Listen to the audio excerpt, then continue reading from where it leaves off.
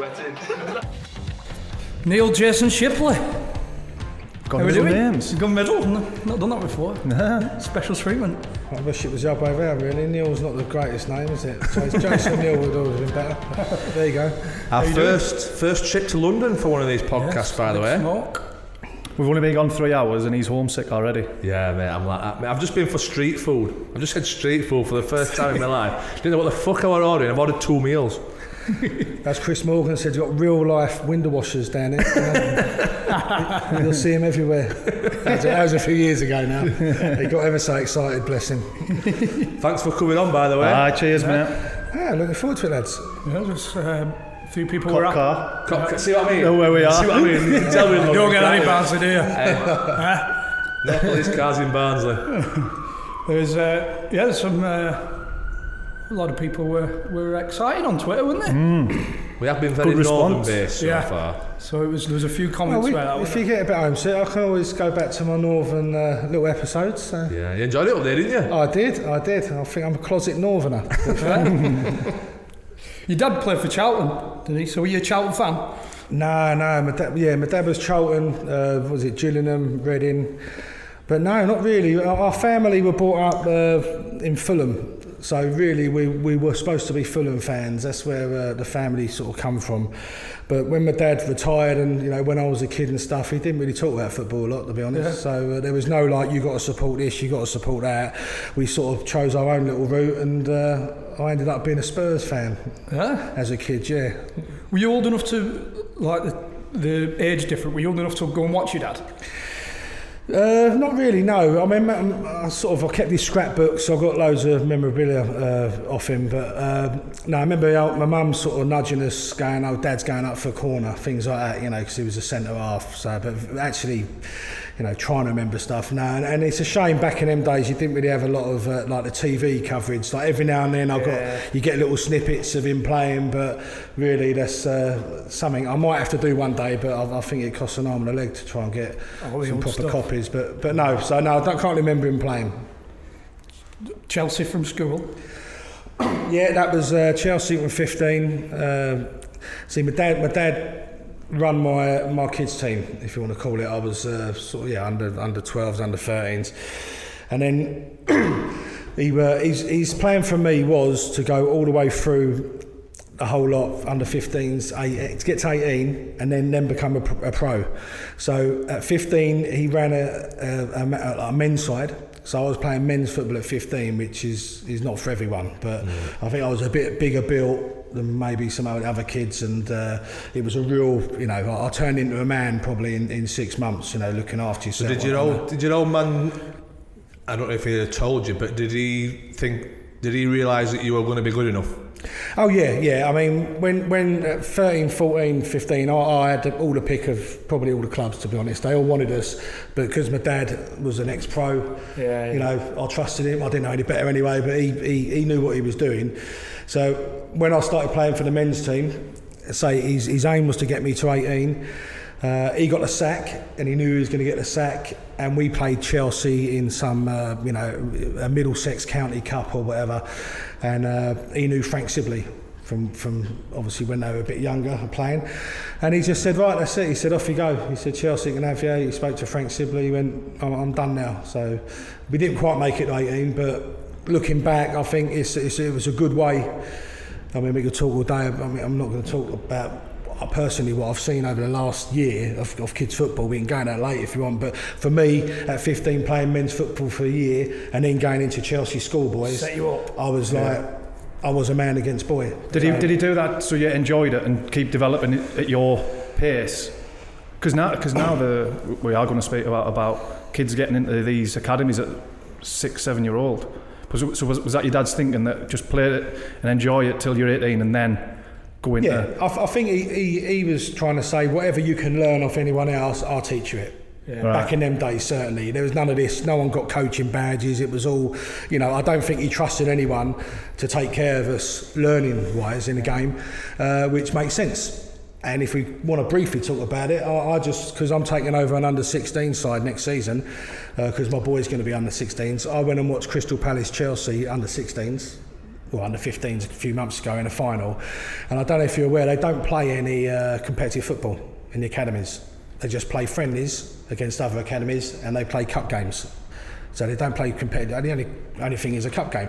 So I watched it thinking, we'll see what happens here. You know, I'm expecting 15-year-olds to be really good footballers, know a lot about the game, because I'm a bit out of date with kids football. And I went to watch it, and every time Chelsea player got the ball, I mean, I was brought up with pass and move football, and he kept hold of the ball for 10 seconds, mate. Well, that's probably exaggerating. Probably 5 seconds, but 5 seconds in football is a hell of a long time. And they all wanted to do their own thing. It was all individual stuff. And this went on and on all through the game, and I thought, this is ridiculous. And that's, I think, now how they're teaching the kids. They want to know. They all want Wilfried Zaha's and Eden Hazard's, which ain't going to work. You know, you ain't going to win a side with 11 of them. So I was a bit drawn back out of that, if I'm honest, about kids football. So yeah, I'm sort of wandering away on what we want to talk about. But I'm just fascinated that went on. I thought they'd be learning the proper basics of football. So you keen get stuck into it then next year? Yeah, well, yeah. I mean, look, my kid is. The best tweet I sent for a while was when the bird from Wimbledon, wasn't it? 15 was she when she started winning, and someone put on there. Great to see that. My 15-year-old's upstairs playing Fortnite in his underpants. And I thought, how true is that? My kid's exactly the same. 15-year-old, you know, you have to book in to have a conversation. He's up on his PS4. At 15, I was upstairs with my underpants off, stroking me fucking woman twice a day. Yeah, that was the old Sun. Now page 3 when it grew on the Sun. Slam the box. So yeah, my boy is a typical at the moment 15-year-old, hard to talk to. So I want to get this team for under 16s, 17s, 18s, and a bit of both. Obviously teach about football, but I think it's a good time to get them for the life experience as well. Because they're all mollycoddled. You know, I'm not talking about going out and slapping them around the face, but obviously let's teach them a few little rules. Yeah. So you joined Chelsea at 16 then? 15. 15. Yep. Who'd you come through with? And who else makes... Muzzy is it? Yeah. Muzzy is it. Terry Skiverton, which he sort of managed Yeovil. The year above was Ian Pearce. Yeah. Blackburn? Yeah, Blackburn, West Ham. Won the Premier League, didn't he? Yeah. Blackburn. Andy Myers. The year above that would have been Eddie Newton, and then the year below would have been Michael Dewberry. That kind of. So yeah, we're good players, but you know, there's only 3 or 4 that ever make it out of a whole sort of. Probably not even that now. Yeah, it's probably it's hard. It's hard to do it nowadays, isn't it? Well, it's always been hard. Is Glenn Waddle in charge when you break through? Yeah, good old Glenn. Player manager then, is it? Yeah, they say don't meet your hero, don't they? Yeah. So, yeah, because I already told you I used to support Spurs, so Glenn Waddle to me was like God. And when I was there at 15, we used to train in a place called Harlem, right by Heathrow, where I used to live and stuff. And I'd go and get the bus home. He pulls up because he was at Chelsea then. He was on kind of like just training. I think he'd just left Monaco and wanted training. So he recognised me, and I'm walking down the road. I'm a kid at Chelsea, and he gives me a lift home. It's one of my proudest things. And he dropped me right to my door. You know, really delayed everything, make sure everyone in there can see us and all that. So, see you, Glenn. See you, Glenn. See you, Glenn. Can you unlock this door, Glenn? Unlock it, then. Unlock it. So I really milked that, and then he obviously went on to be my manager and that. But yeah, look, as a player, unbelievable.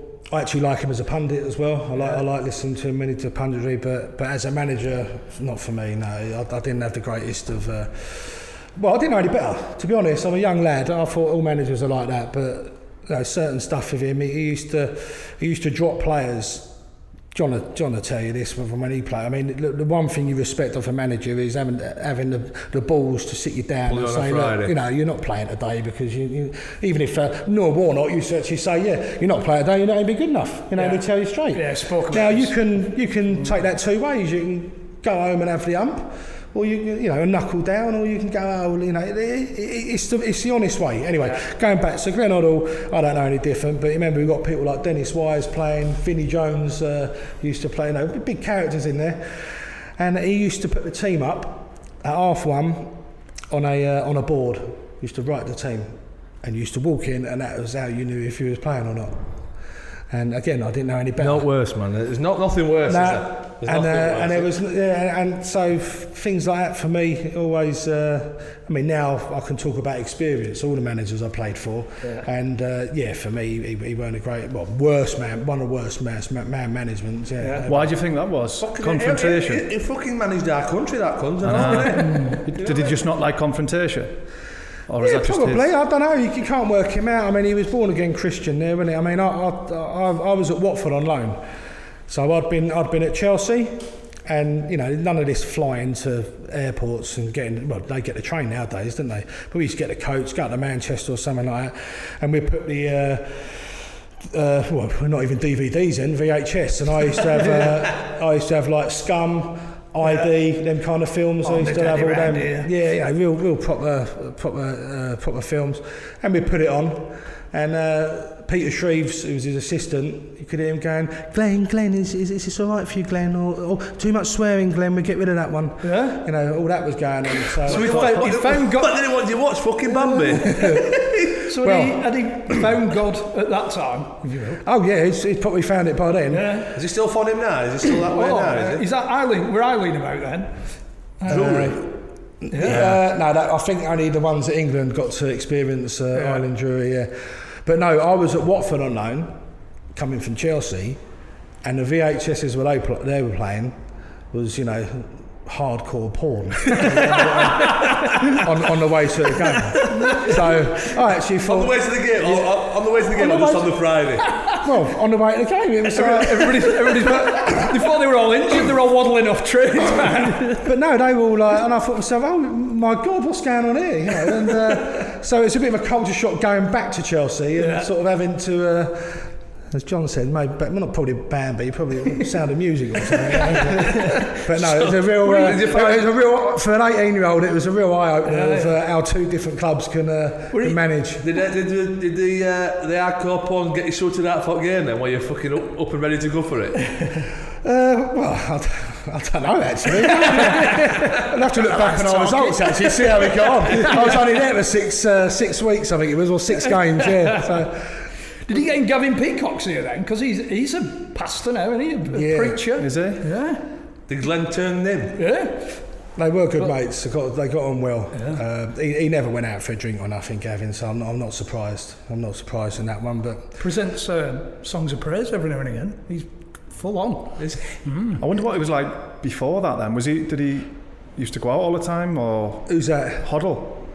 Hoddle, yeah, Christ. If you speak to someone who played in the 70s, he loved a drink and he loved the bird. He loved the bird and all that apparently. So, yeah, I think it's. Well, I mean, Bruce Dyer, we had him at Barnsley. He was anything but a born again, and then suddenly, we used to joke like if ever he got caught out or something, and people used to throw that card in, but so you get caught shagging, you throw the born again Christian in. Yeah, that's me. I'm done with it. But fair play to Bruce because he carried it on. As far as I know, he still he still lives. He still lives in Barnsley, Still lives up in Oxford at Barnsley. But no, he was a bit of a preacher, Bruce. We had to tell him, do what you got to do, but don't lump all that on us. And Pete Amos, weren't it? But Bruce used to be like on a Friday night. He'd be out fucking DJing in clubs and that, wasn't he? Yeah, I forgot about that. He was DJ, yeah. So he's got a game on the Saturday. Was he the first £1 million teenager? Yeah, Watford, wasn't it? Yeah, £1 million teenager. There's a game on the Saturday. Decks? He's giving it fucking Jean Paul on a Friday night. John Paul. Is it? John Paul. Who's John Paul? Are we still a religion here? We're talking about Paul. Went to them. Fucking I don't know about that. Question. Well, you know what? Just say Pete Tong, John. You'll get away. He's giving it fucking Pete Tong till 4 o'clock in the morning. Danny Disho used to be. Danny Disho was a good DJ. Back in the day, he's about our age. Yeah, we built all going out in a common garden and he used to have a little club where he DJ'd and that. So there was a few at the time in the 90s. Fucking mad, DJs. And now, bless him, he's a born again Christian now, Bruce. I think he were into like reading between the lines. Like I think he was quite naughty, weren't he, when he was younger? The area they grew up in and the people who he hung around with and all that sort of stuff. I think it was one of them where football saved him, I think, weren't it? I don't know how far back we can go with that. I sort of only remember playing with him at Palace and Barnsley, but But now, fair play to him. Did you? Sorry, at Chelsea, well, then, what, you know, like you sort of your YTS at Chelsea. I signed schoolboy forms, but never played a schoolboy game. I went straight into the South East Counties League, YTS, I think. So were you cleaning boots and stadiums? $27.50 a week, I think it was back then. We got I think I won that last year. It used to last though, didn't it? It used to last. I don't know how you used to do it. I know. You still had change at the end of the week. Yeah. Remember my first YTS week? I think it was £75. I would spend £30 on a Saturday night, and the rest was spent on McDonald's. That was it. Job done. That was my whole wage. McDonald's. I wore the same jeans and shirt for 7 months every Saturday night.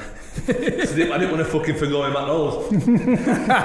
The good old Cascarino when I was at Chelsea. Whenever he had a good game and stuff, I used to go and say, "All right, Cass, any chance of lending us a score?" You know what I mean? So, I think he bailed us out a few times and always paid it back. But yeah, so when he nicked one, it's all about time, isn't it? Centre forward runs and all that. Yeah, he used to lend me a score every now and then. So, and we used to get our travel paid on. We used to get a travel card. Yeah, travel card it was. We used to get a yearly one or monthly one. Yearly one it must have been.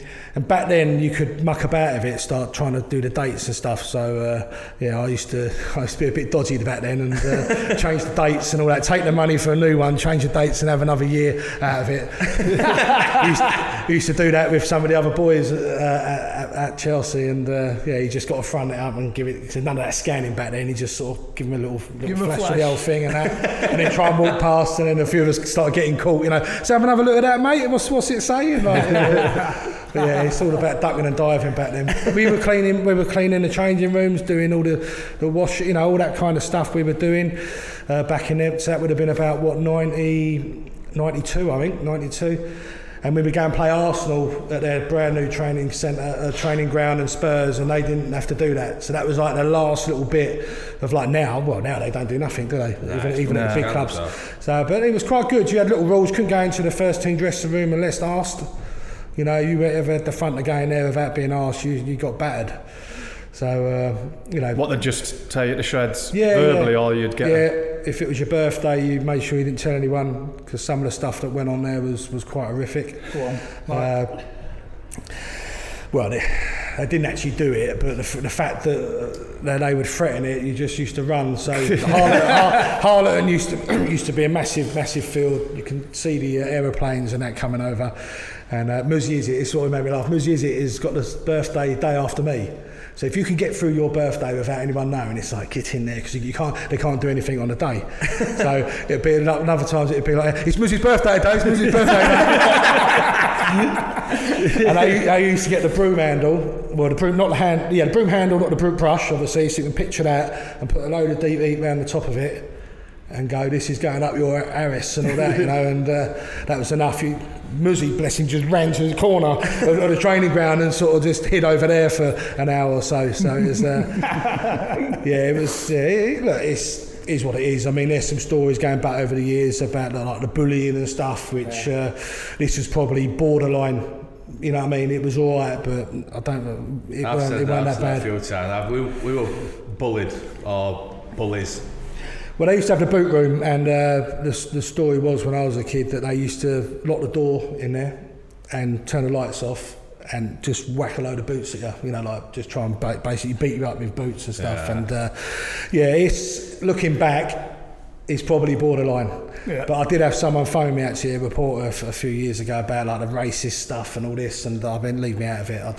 I'm not getting involved in all that. You know, it's just when they just want to sell a story, but pretty close to the edge. I can't imagine any YTSs now or academy players walking around having to run the length of the training pitch. So you got not get a deep into blue fucking Gary Glitter. But as close to the bone as what it were, I think it helped you. I honestly do think it helped you.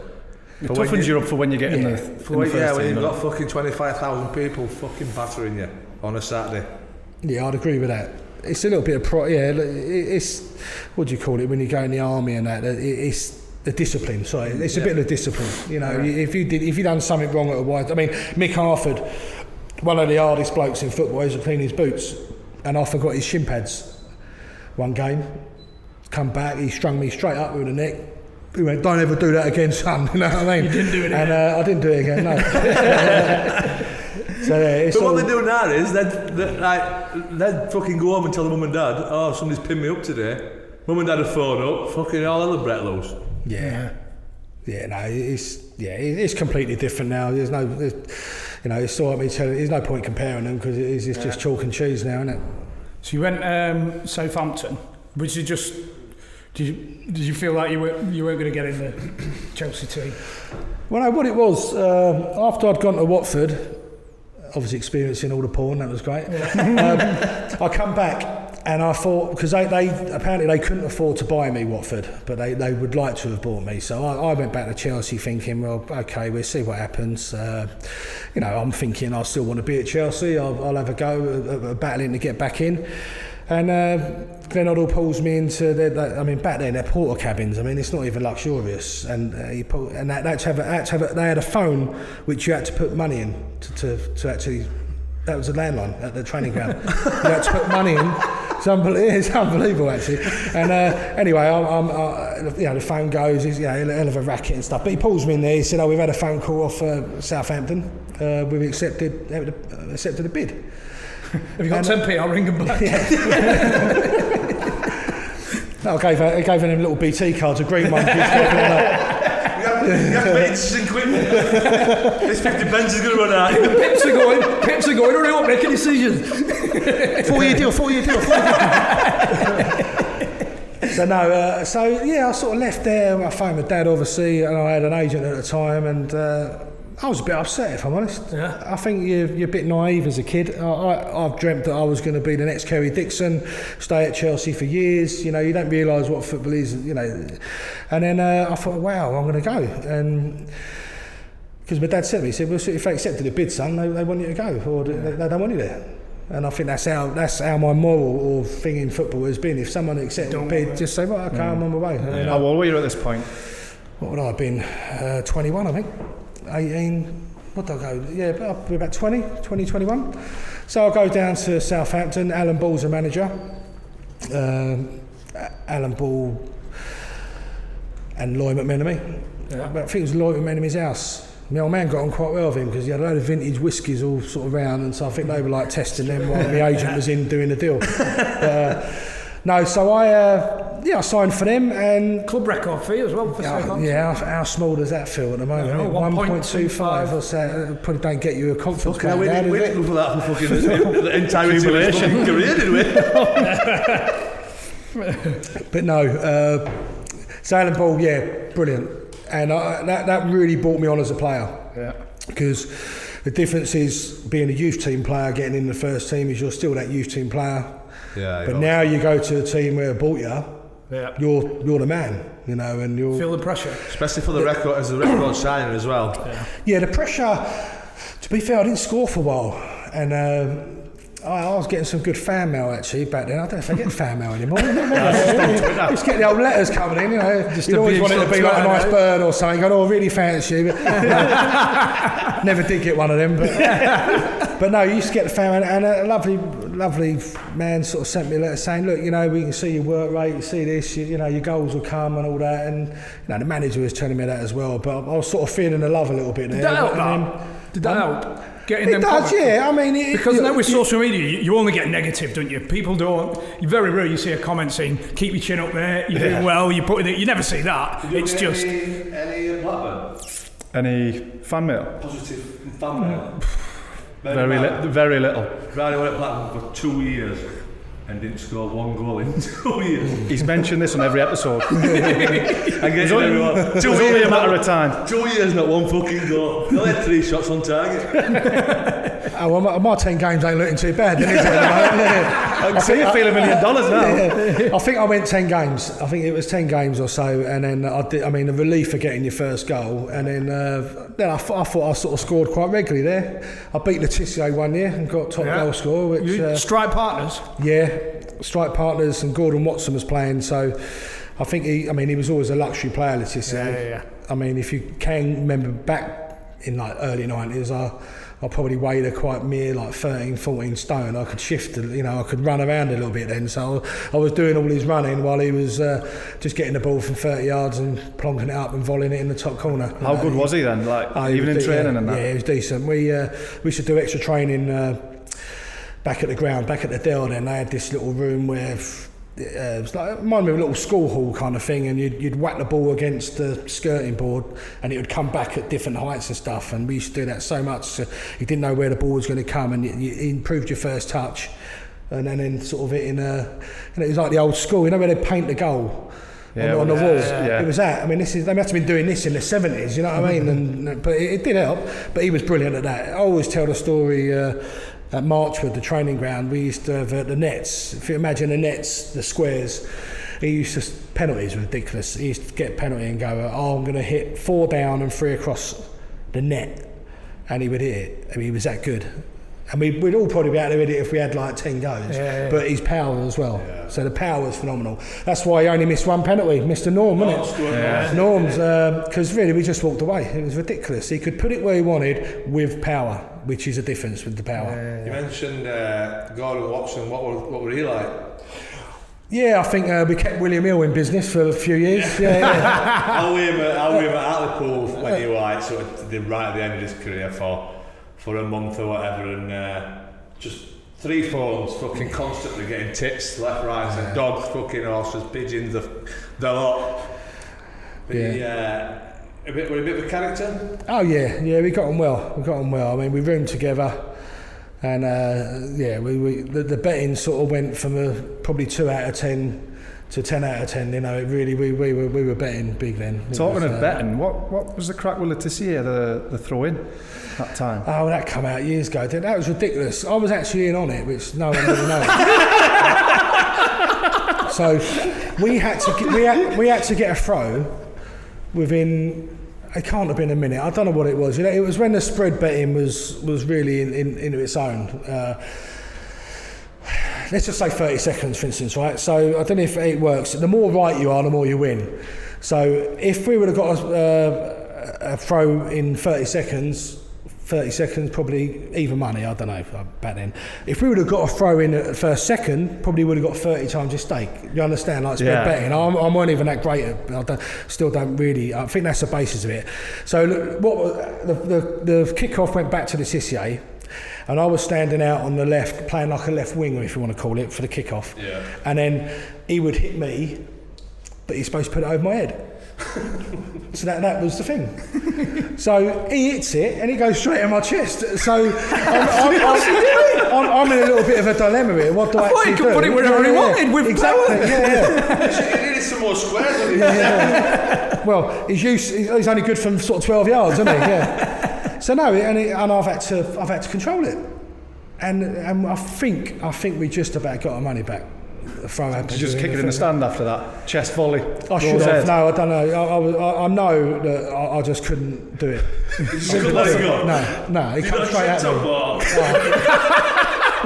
Look, I never went to drama school or nothing, right? I'm playing a professional game here. I try to do the right thing. Yeah. I can just imagine your thought process as it was coming towards you. That's brilliant, man. You know, like, if you got 30-1 on me, I'm chipping up. Showing a bit of grass. So how many lads were in on it? Oh, I bet it's good 5 or 6, I think. So what were half time? Gordon Watson, obviously. Half time. What are you doing? Yeah, you know what? I can't. All I know is I should have let it go. And I didn't. and to be honest, until this came out a few years ago, I didn't even. I've had to flash back to sort of remember that. But yeah, I think that was a little phase. I don't think you can do anything like that anymore. Yeah, no chance. Or I mean, who would want to do it nowadays? And so much money. I mean, you'd have to go down to probably conference level. Imagine to try and no one's going to do that. Take the risk. You start going into William Hill and saying they reckon they're going to be this. They just say get out, wouldn't they? They've got no chance. Did you do it most games then? No, that was like a one-off. That was a one-off. Yeah, I think everyone sort of realised it was. You just got your money back. Yeah.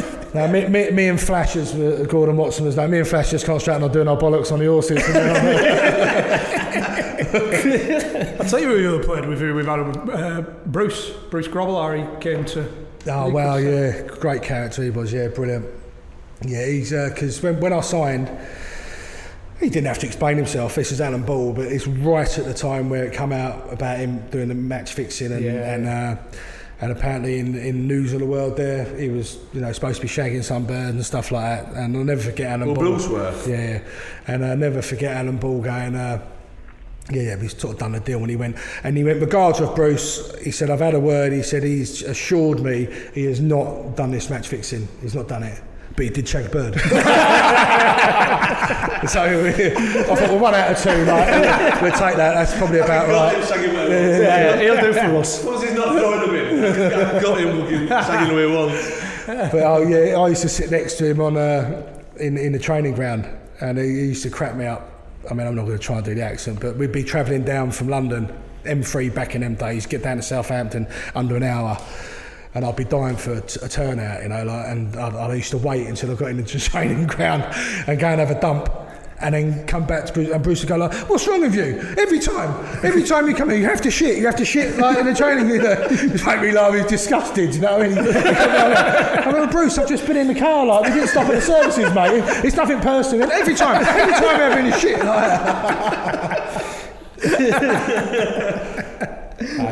great lad. Did Souness come in then? Souness did, yeah, and I mean, Souness was that a changing point? It was. I mean, you got to remember, I weren't doing too bad at Southampton. I mean, although it must have been the start of the season, I struggled again to score. I didn't score for ages, and that was kind of the last little bit. But Souness, it's like most managers, they always want their own men around, and Souness wanted someone else, and he wanted money in, and you ain't really going to sell Letitia, because I think that was when Harding at Chelsea, bless him, he wrote an open cheque years ago. Yeah. He went open cheque for Letitia, and the club obviously would have gone but Letitia went no, so Letitia was never going to go. So really, I was probably about the only one there who he could probably sell and get some money in, and he wanted to get his own striker, so I never had a problem with that at all with Souness.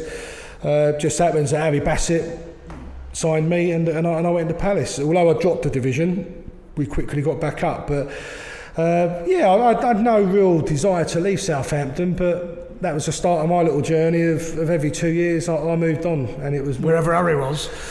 Well, every manager that bought me got a sack, basically, or left. So it was. Just going back to Letitia, do you think he could have been better if he'd have left?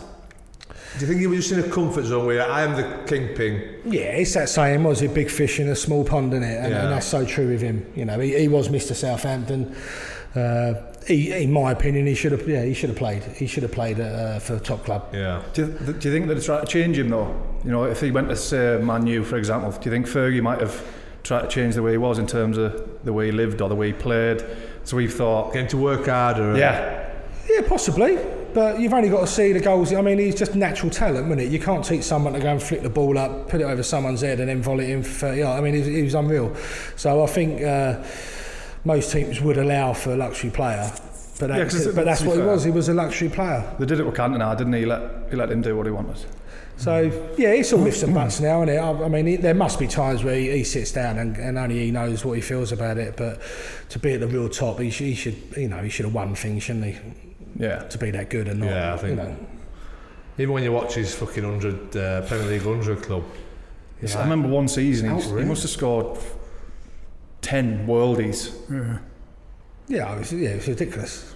Do you see Palace as your club then? Because you played for quite a few, but two visits. So I was a Spurs supporter as a kid. Yeah. When I retired, a lot of my mates were Chelsea fans, and I actually bought season tickets and brought my boy up as a Chelsea fan. Yeah. And then I'll tell you, this is Chelsea. This is sums Chelsea up for me, right? So I played for Chelsea, obviously. I don't expect no different treatment, but I should be able to buy tickets, right? So this is how me and Chelsea fell out. So I bought a season ticket for 3 years on the spin in the old family section. Went to renew them, and I actually didn't have the money to pay for them.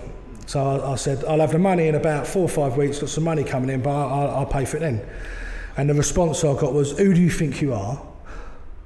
Which, I mean, it doesn't work like that. You know, What, from someone in the ticket office? Yeah. And I went, well, stick it then.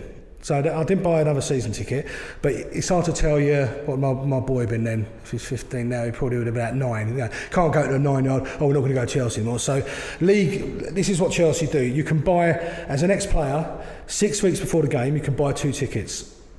So I weren't working at Palace then, so I went to my boy Jack. I went, write down where you want to, you know, Man United, which games, you know, City, all the top games. And I was buying a lot of tickets, you know, regularly.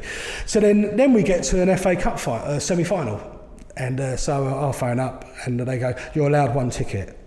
So I go, right. I went, who goes to football on their own? You know, especially as a 11-year-old kid. You can't even send him on his own, can you? So I say, look, this is ridiculous. No, you're allowed 1 ticket.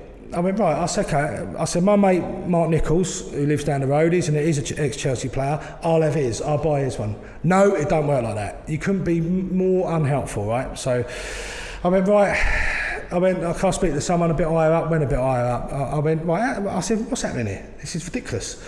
He went, don't you know we've got over 120,000 members worldwide? And I went, oh right. I said, what, you treat me like someone in fucking Hong Kong or something? I said, they scored a winner against Liverpool in fucking So with that, he was like, no, you know. No. I went, well, if it does change the situation, can you let me know? Yeah. So that was it, right? So nothing. So they go and win, don't they? So now I have to sort of change my sort of tactical, like how I'm going to speak to them. And so how many tickets am I allowed? So I went through the whole process again. I went, right, well, I'll have mine. I thought, I'll get a ticket, right? So then I have to physically go and tell Mark Nichols to phone up, pay for it. We don't even get a choice of what seat, right? So they get the most expensive seats that you can have. So this is how I managed to take my boy to the cup final. I had to physically take Mark Nichols to Wembley, get our driving licence out, passports and stuff, prove that who we are, get our ticket and take him home, and then I had his ticket for my son, right? And that's what they told me. They went, this is all the ex-players. They weren't all there, right? Because the concourse, I had a good old nose around looking, didn't see one player, went and had a beer at half time, left my son there and had a real good another look around. Didn't see one player. Right, so it's rules for one and one for the other, right? So that's fine if you want to do that. So since that day, I've said to I've said to myself, I'll never will not give Chelsea a penny of my money. So luckily since then I've been working for Palace and I do all the corporate. So I'm up there and my boy's just asked for a Palace shirt, so I'm kind of we've managed to move him over. And you know, and that's unfortunately it's I suppose what big clubs are like. You know, as I said, I don't expect nothing out of the ordinary, but I did play for them, so I'm just thinking maybe that's worth a little something in a little bit, you know, just something. If you worked in a restaurant for 4 years, you'd expect to turn up and get a table, wouldn't you? Yeah. Do you know what I mean? I don't think a lot of clubs are like that, though. You look at Liverpool, all their ex-players are looked after. Yeah. You know, if there's jobs going, they're always trying to get them in. Well, this is the beauty, you know, at Palace, I've been there, this will be my 3rd season, I think, and do you know what, the moment I went back in there, it's the same kind of people. You know, the ones who had been the stewards, the ones when I played, and so I'm very proud to say it's kept that family side. Community. Community. That's the money one, but and it's great. So when you go there, you feel, you know, it's a good club to be at. Yeah. So look, I don't wish Chelsea any harm, or I don't want them to lose and stuff like that. But me and them are kind of finished in my little episode. Is it a different club to when you were there? In that community sense. What, Chelsea's? Yeah. I don't think Chelsea's been the greatest community club ever, to be honest. It's always been I mean, when I was there, we weren't really a big club, but people thought it was a big club. You know, the support base has always been good. You know, you speak to Chelsea supporters, they're really proud and go like, I've supported them since, you know, I was, you know, so they've got the supporters. Away supporters, they're probably one of the best supporters you'll ever, you know, so the support's always been there. Yeah. Whether it's been a community, I think they know they can get away with murder regarding the prices. You go there, you'll be sitting next to someone who's Japanese, who's probably spent 300 quid for his ticket because he wants to go to Stamford Bridge. So big clubs, I imagine, have that. You know, it's probably the same as Man United, you know, and the bigger clubs, and that's what Chelsea is now. It is a bigger club. Tourist club. Can you believe shit's right? When I was at Cardiff, I played in the first 2 rounds of the Carling Cup, and I had to buy my own ticket for the final. Yeah, well, that's it's. I had to buy my own ticket for they wanted to fucking rid of us but I had to buy my own ticket for the final. And I'd scored in the fucking second round. Fucking unbelievable, isn't it? Where do we get to? But we won't forget that though, will you? No. Well, it's fucking Malcolm McKay. But anyway, Don't get him started. You must have enjoyed playing under Harry Bassett then. Yeah, love it. Him and Warnock for me are the best managers ever. Yeah. Well, I mean, I had a few. I think I try to work out. I played a ridiculous amount of managers. It's quite a lot, but yeah, they were the main two. Bassett was great. He was great for me. He was, if you imagine, I had at Chelsea. I had Dave Webb. He gave him a debut, so he didn't hang about though. So then we had Hoddle. Hoddle sold me. Then I had Alan Ball, Dave Merriton. You ever heard of that name? Yeah. Oh, what an angry man. Jesus Christ, unbelievable. So Merriton and then Bassett. So I'd already had a few managers, but this was the first one I thought this geezer's a do for me. He spoke to you. If you crossed him, by the way, you got to. He could ruin you, kind of thing. But the way he spoke to you was how in the future and how I wanted a manager to be. Having the nuts to say to someone, look, you're not playing today, or well, for him, for someone like Harry, he wouldn't even have to take anything like that. It would be something like, cool, you ain't scored a while, have you? Just planting the seed. Just plant the old seed in, and I got to learn that was a kind of like. What they call it, a vote of confidence, isn't it? It's kind of like that was the kind of one. Oh, if I don't liven up, he could. I think I need to fucking score today. Yeah. But no, he was great at all that. I mean, what was it? I mean, Christ, we went to pre-season, and you go to somewhere like Finland or Norway or somewhere in Scandinavia, and you think pre-season it'll be. I mean, I don't know what it was like with you, John, but you go to some pre-season, you look forward to it. Never look forward to the fitness part, double sessions and all that kind of stuff. But he was such a he knew what he was doing. Harry, he'd say to you, right, boys, have our day today. All right, he said, but you have a night out tonight. Go and have a few beers. Want a curfew low? Come back at 11 tonight. But the beauty of having a manager to say to you on a pre-season trip, go and have 4 or 5 pints and come back. And you never wanted to shit on him because you think he might do that again. You know what I mean? So you had that respect, and he knew went back that. for 11. Oh yeah, that time I did. Yeah, there's other. There's a few more I can tell you a bit later if you want about the curfews. Yeah, but, I don't think I've ever met one, by the way. I respected that because I've been on so many pre-season trips where. You weren't allowed a beer, and you weren't to do this, and it's like a mini concentration camp. They are long fucking weeks, aren't they? They are horrific, long, painstaking weeks. Well, we had one at Wimbledon. Terry Burton. Terry, I think he was my coach at Cardiff. Yeah. Pingu, remember the old Pingu? Yeah. The old shuffle along. I don't know if you ever knew that was his nickname, but he knows now. So he had us, and he took us over to. We was about 40 miles from Amsterdam, which you're thinking, okay, it's doable. So we've all gone to this. We know we're in this camp for 10 days, right? So we're all like, he's got to do the right thing. So we get there. It's a resort. The right thing is letting you have a night out, by the way. Well, so I thought, sure, he's going to do the right thing. So we get there, and there's nothing to do in this resort. You can't wander off. It's just one resort stuck in the middle of nowhere. And he starts putting these boards up. We're having a meeting. Amsterdam. He's put Amsterdam on there himself. I thought, yeah, so he's put Amsterdam, blah, blah. And then the bastard scrubs it out. He went, you might all be thinking you're going to have a night out. He said, you're not, we're at a train. Even then, I'm still thinking there's about a 20% chance he's going to now chuck one in and go, but you can have one kind of thing. And no, he's basically the disappointment. Talk about the wrong thing to do, and he's just like, so I sulked for about 4 days. You know what I mean? So we didn't have a night out, and we couldn't go anywhere. And he tried to. This was him trying to be funny. At the end of it, he went, but tonight, lads, he said, you can go and have a few beers somewhere, and and we were that disgusted, we stayed in. We stayed in. It was almost like, fuck off. You know what I mean? It was a sit-down protest. And, but what happened then, it was so funny. So we're about 5 days in. I'm rooming with Andy Roberts. And we both like a drink. So we went 4 or 5 days, and then we started going like, cool, it's just hot as well, you know. Going, nice cold one, would be good, wouldn't it? You know, and we're going, cool, yeah. So we're thinking, this is where he gets quite scheming, you know what I mean? I think everyone's got it inside of me.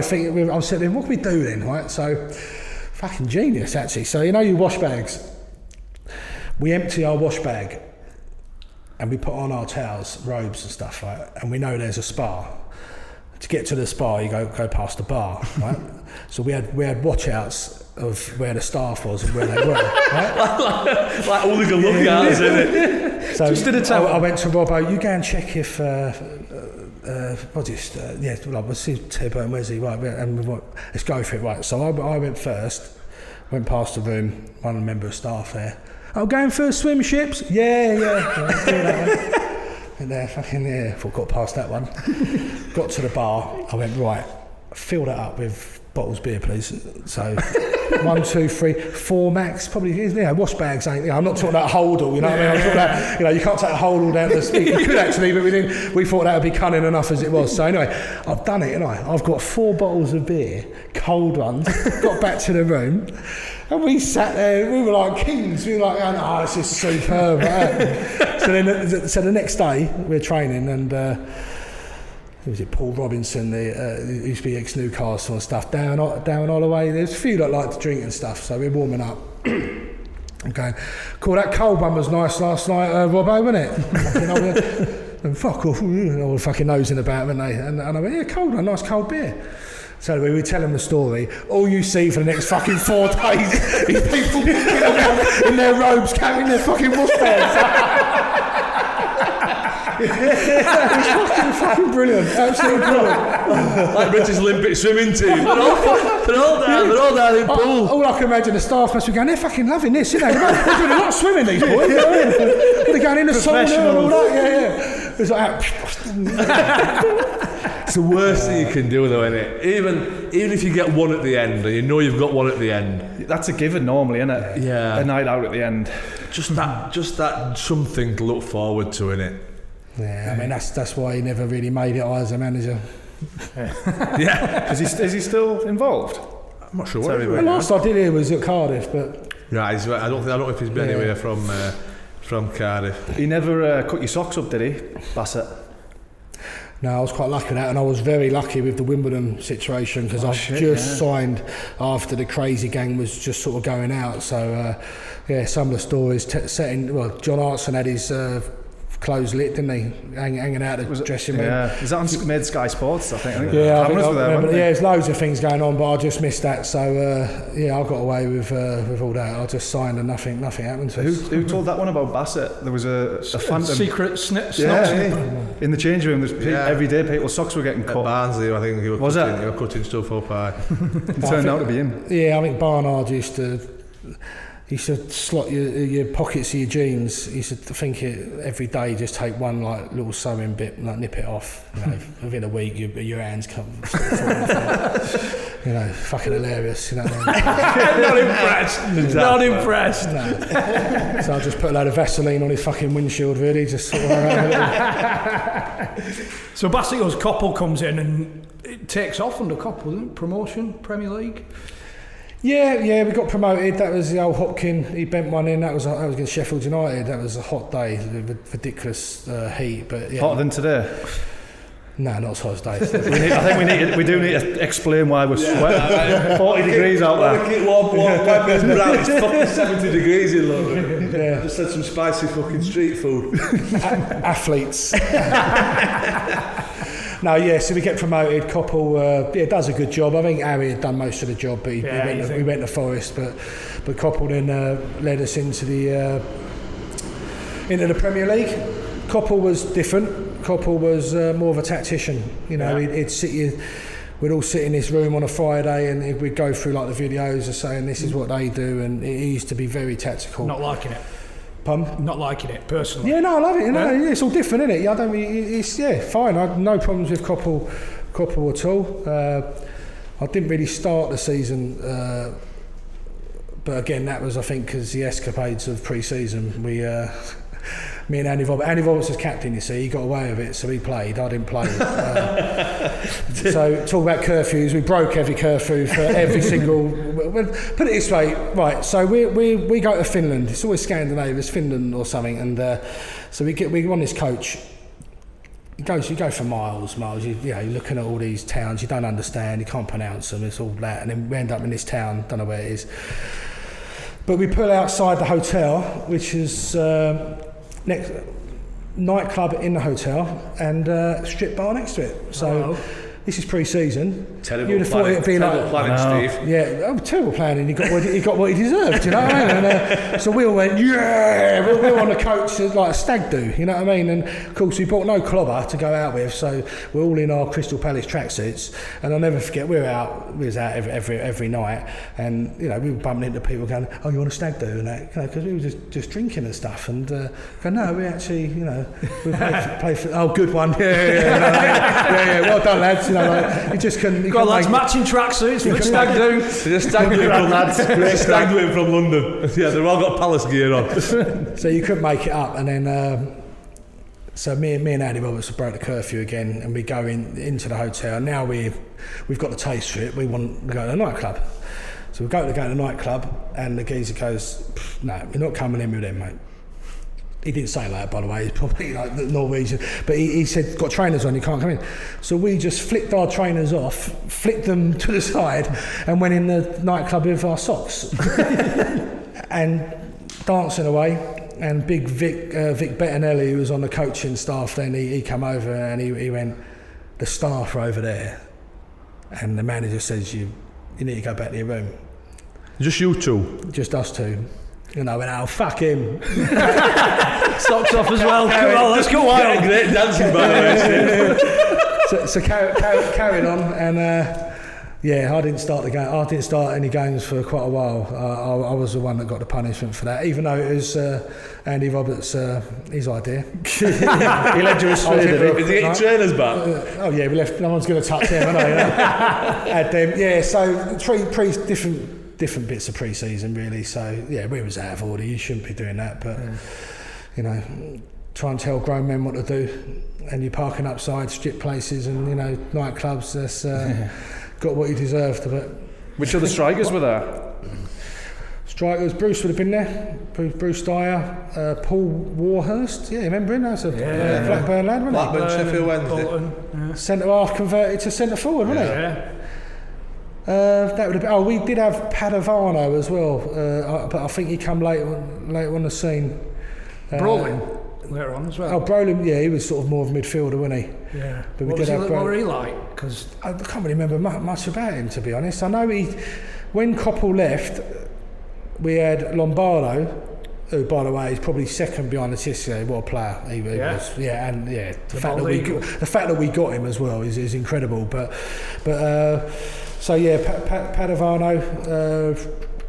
How old was he when he got to Palace? Because I think it was the do, but he looked about 45 when he rocked up, did he? Lombardo. Yeah, with the egg. With bald edge, you had no idea, did you? I see him 23 or 43. Take your guess. I see him about 4 or 5 months ago at Palace, and he looked so well. He looked same weight. He'd not aged at all. He looked fantastic. But no, he was superb, absolutely superb. Were he a drinker?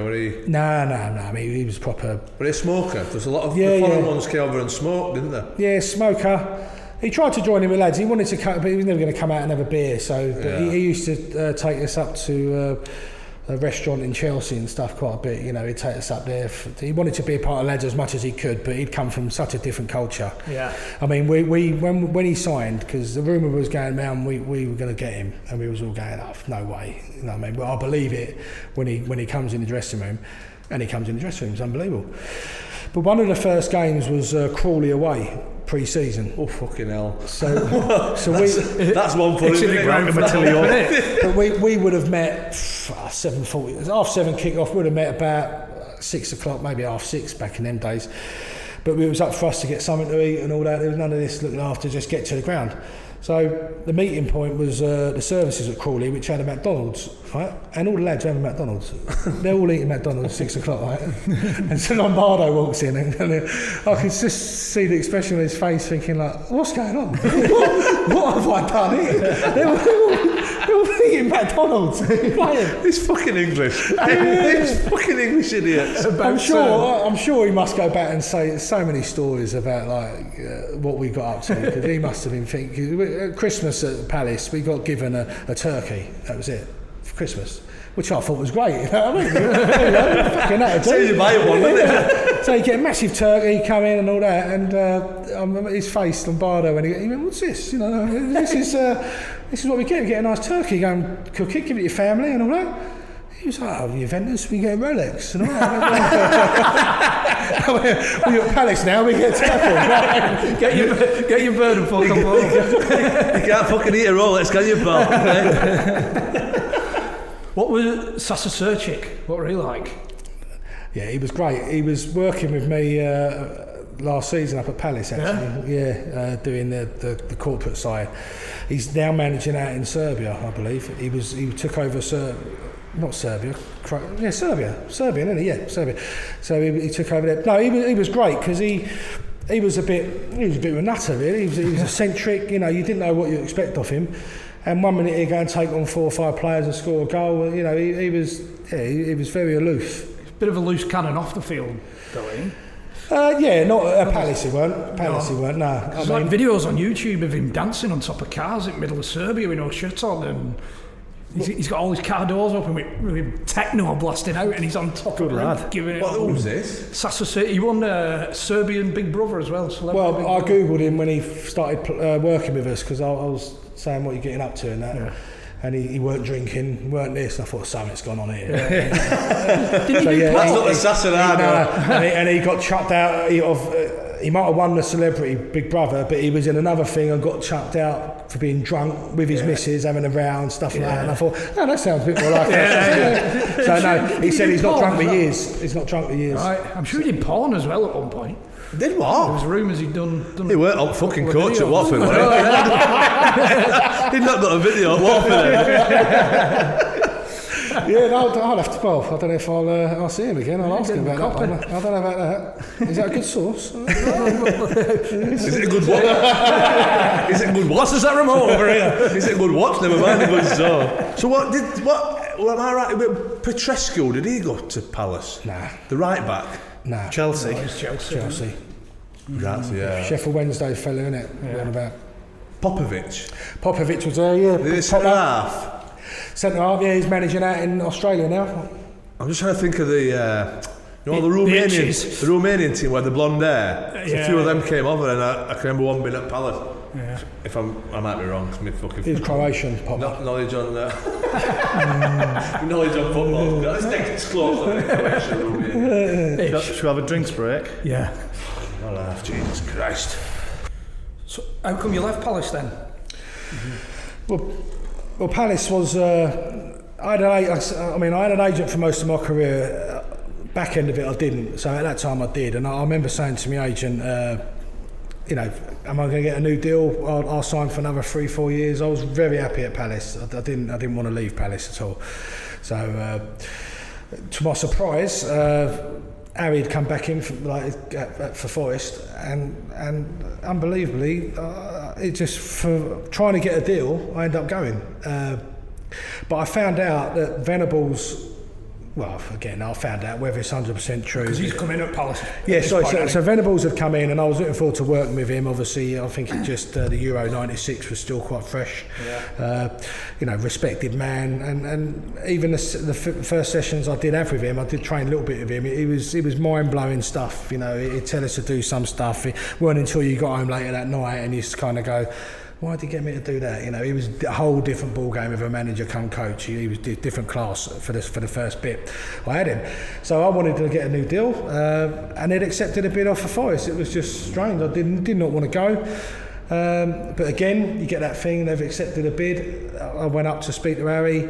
It's probably the only time I'd gone where the money was more than what I was on, so it was kind of a money move. Yeah.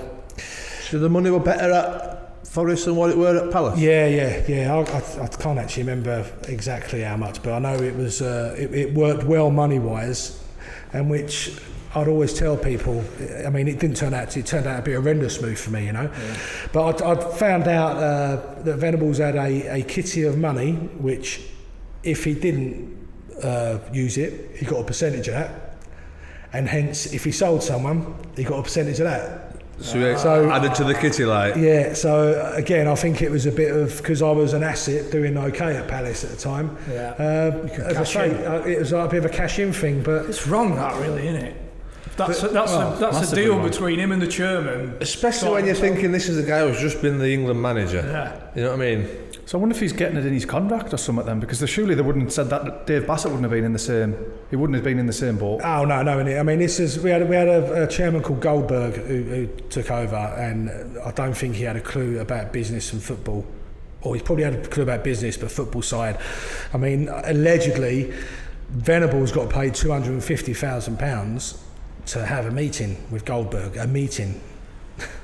Just before he even... Yeah. Jesus. So a massive coup for Palace then, Venables. No wonder he went to Palace. Yeah. Massive coup for him. Not let me mind up, Dennis Cancer can beat it again Friday. Massive coup for his bank account. You know, and we're going back, that would have been, what, 98 or something. So, I mean, that's massive money. So I just think at the time, if you've got someone who's willing to put that kind of money on the table and get a bit excited, like all these owners do, they get excited and they start splashing the cash. So it's probably I don't often kind of look back, but I didn't really want that move, if I'm honest. And, but it and if we start talking about that, then obviously it was a horrendous move for me. I should never have gone. Van Hooijdonk, are you playing with Van Hooijdonk? No, Van Hooijdonk had gone on strike. Yeah. Oh, so he was on strike when you got there. No. I mean, there's going to be things that the alarm bell should have come. Really. So Bassett bought me for £1.5 million. Forest fans wanted a name. They wanted someone worth £5 million. It was typical. They didn't want me there. I made my debut up at Newcastle. I flew my dad and my brother up there, and Newcastle, you set up right in the kind of dogs. You know, you're not. You know, they have a small section up there, and this is my debut, by the way. So it goes number 1 would have been Norm actually. So number 1, Mark Crosley, 2, blah blah.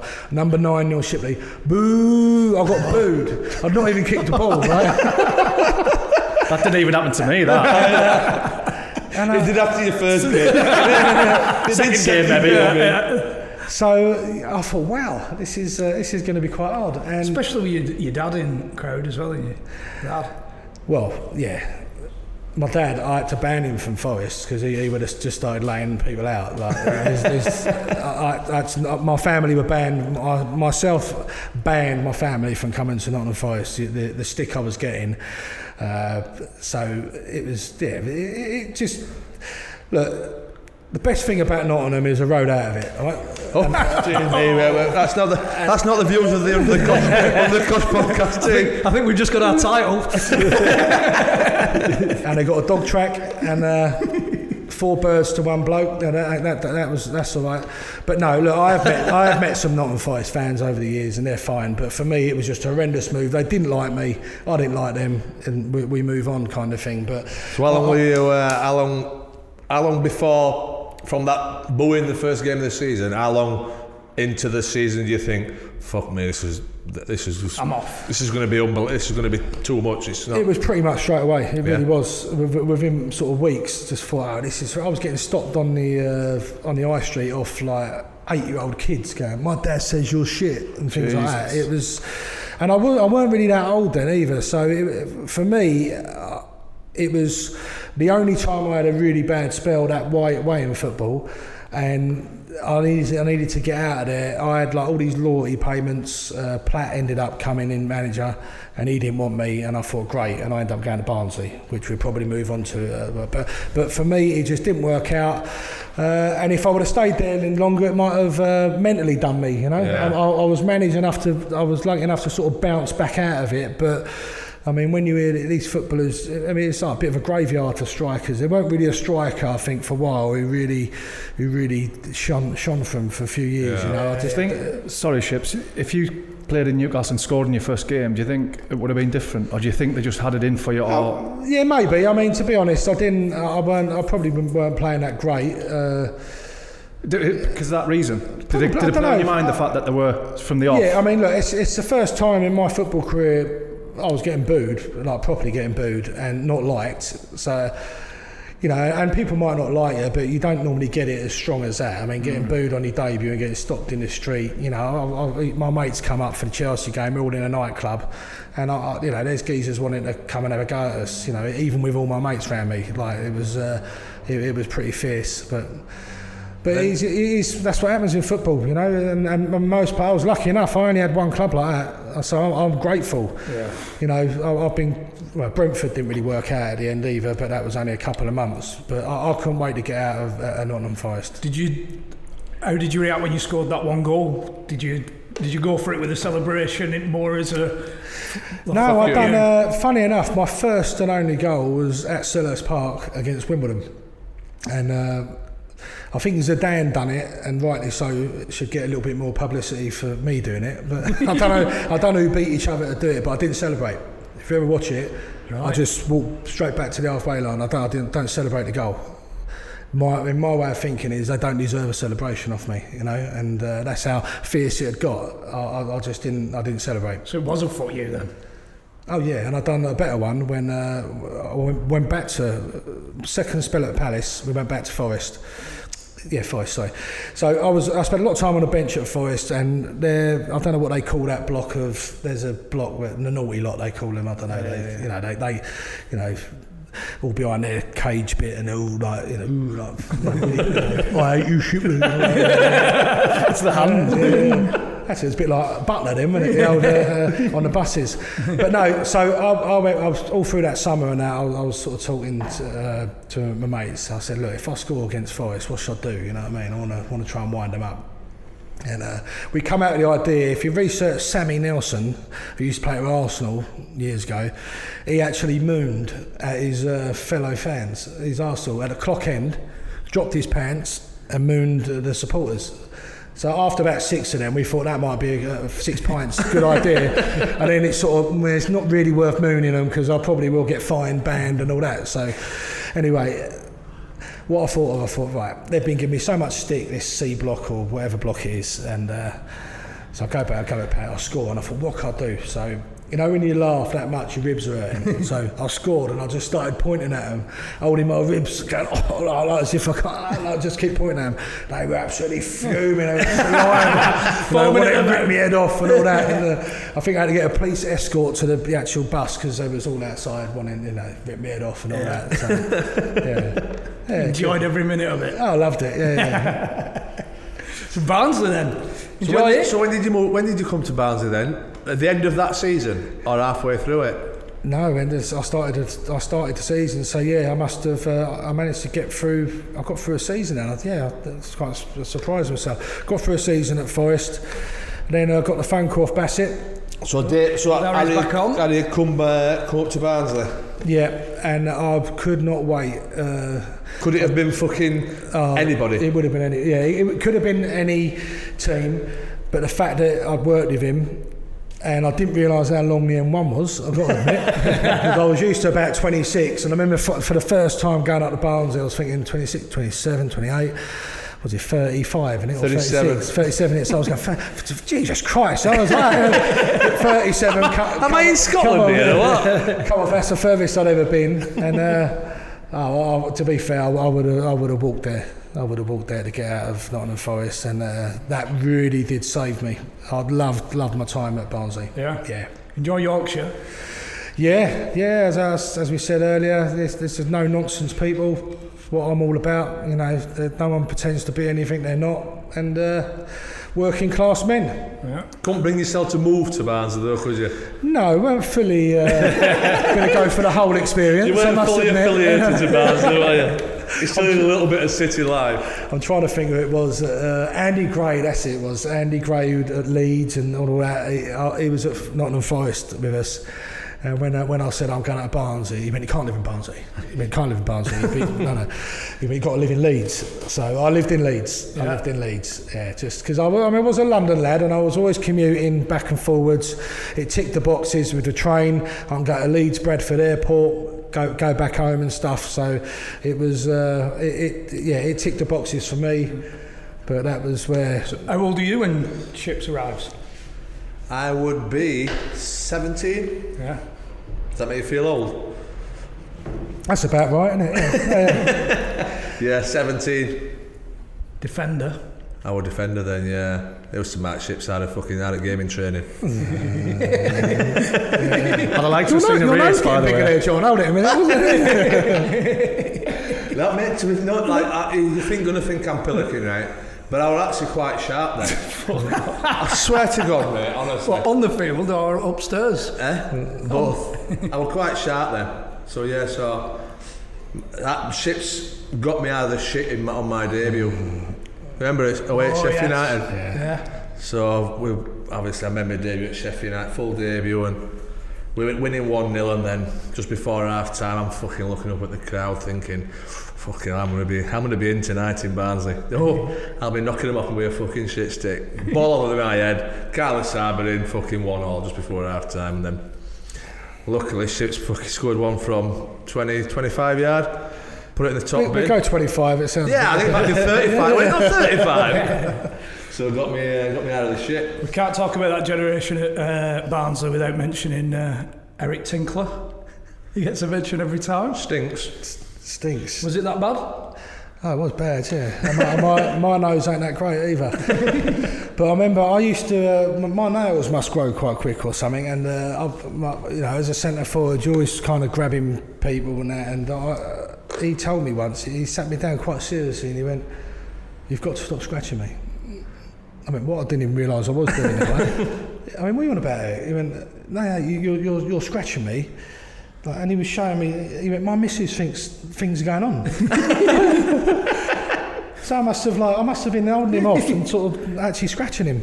But he said it quite seriously. But no, yeah, we used to warm up and we'd all sort of be like the Grand National starting off, and then we'd all veer, let him sort of go and train or warm down that side. Yeah, he stunk to high heaven. Yeah, that's it. Do you remember I don't know if I'll be able to put this in. Do you remember the Nostra squad? Lee the birds outside who used to. No, rumours. I've heard. Yeah, I never experienced that. Or actually, get that on record. I think that was. Bloody hell, yeah, that's a throwback. Yeah, weren't it?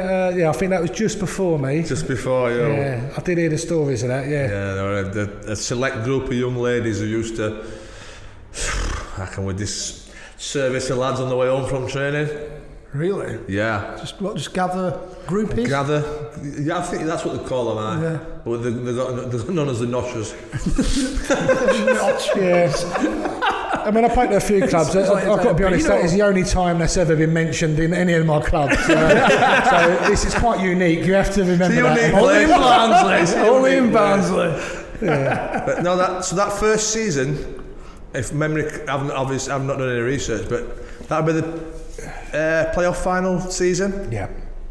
Yeah. So we should have got promoted, in my opinion. And I can vividly remember Morgs giving away a penalty at Port Vale, which it weren't a penalty. I think it was one of them. His hands were down, weren't up, and I don't know if we drew or lost that game. Maybe we'd lost it then, but that was a turning point. We were going to win that league or get promoted automatic. By far, we were a good side. Yeah. We were a good side, and top goal scorer. Who was that? Yeah. In the league. Barnsley. Really? I'm surprised with that. I thought it was Hignett. No. I'll take that. Yeah, I'll give it you. By the way, just to let you know, his research is shit. That's another thing I'll be volunteering to people on the way home. Did you know? But no, in my opinion, definitely should have got promoted. I can remember the final. Who was it against? Ipswich. You tell her stick. No. Yeah, I'm trying to remember it. I can't remember it. I can remember it. One of the first. Well, I think it cost me a week's wage actually. The final, because we've gone down on the coach like all the YTSs and whatever, and so they've got it the old right. we're setting off at 6. So we've watched the game. We get some cans for way back. I remember Colin Walker. We get some cans for way back. So we've walked the wrong way down Wembley Way. Managed to get like a couple of bags of ale, but it's like 25 to 7. So we've rocked up with these cans of ale, only 17, and he's just gone, "What the fuck are you doing?" Chuck the bag off us on the bus, find a week's wage. I remember people just fucking coming and picking the cans up like that. Cheers, lads. Fucking brilliant. Yeah, I can remember it. Did you want to leave, Bouncer? Did I what? Did you want to leave? No, that was another difficult one. I was quite settled up there. I enjoyed it. My missus never really moved up. She used to come up sort of weekends, and it was a matter of I thought to myself, right, what's going on? She's not going to move up. And so I thought I'd done the right thing. I had another year on my contract, and I said to the club, because I had a lot of respect for them, I said, "Look, I warn you, I'm not going to sign a new deal because she's not going to come up, and I want to go back to London." Yeah. And they were good. It's John Dennis. Yeah, good man. It gives the club an opportunity then. I'm only trying to be fair, and that's what happened. I think they paid $750 for us, and I think they basically got $750 back. So I didn't want to shit on the club and just be one of them players that don't say anything and then just leave for free or whatever. I was just trying to do the right thing. She was never going to come up. It's as simple as that. Yeah. For Wimbledon then, as soon as they come, the perfect. Yeah, obviously back home. Yeah, I moved back home. What league were Wimbledon in then? That was a championship. So Wimbledon were in the championship. We had a good squad, and we just didn't fulfil it. It's as simple as that. I mean, how we didn't make the playoffs, I don't know. We had like Michael Thomas, Andy Roberts, Michael Hughes, Damien Francis, Kenny Cunningham. You know, Yards have been there then. Yeah, Neil Harley. Good squad on paper. You're thinking, how are we not in the playoffs? So that was, but it was good to be back home. Yeah. And then we got to sort of MK Don territory there. I was going to say, that was weird. And weird. How did he break that to the players? Well, it was weird because we just didn't think it was going to happen, and then suddenly, the next thing you know, we're moving up to MK Dons. But again, I was an asset, and I never made the move to MK Dons. So because that must have been bizarre to then sign for Palace again, and then you're still at Selhurst Park, aren't you? You're signing for a different club, same stadium. Well, yeah, I mean, it's the same stadium. I mean, Wimbledon, I had probably one of my best goal scoring records. I think I got 22 goals in a season or something like that, and I was celebrating in front of 1,500 fans in a 26,000 stadium. It was like reserve matches. Yeah. It was weird. It was really weird. So they couldn't function as a club. You weren't getting the fans on side. So I believe I was like, I'd be classed as a rent boy because the rent that Wimbledon owed Palace swallowed, and I become a Palace player. A rent boy. So yeah. That's what I understand. So is that what the fee were then? The rent that Wimbledon or Palace? Well, box that just off. Wipe the slate clean. You can have ships. Yeah, everybody's happy then, aren't they? I suppose. Yeah, so that's a weird way of doing it, but that's apparently what's what happens. Yeah. How did you find Kenny Cunningham? I'm surprised he still ain't playing now, because if his toe was in pain threshold 2 out of 10, he wouldn't play. I've never known anything like it. He did not play if he weren't right.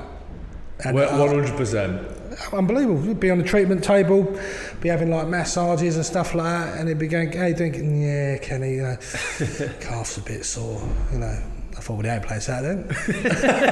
Don't play. I thought he'd be playing like 45 and all that. Great player.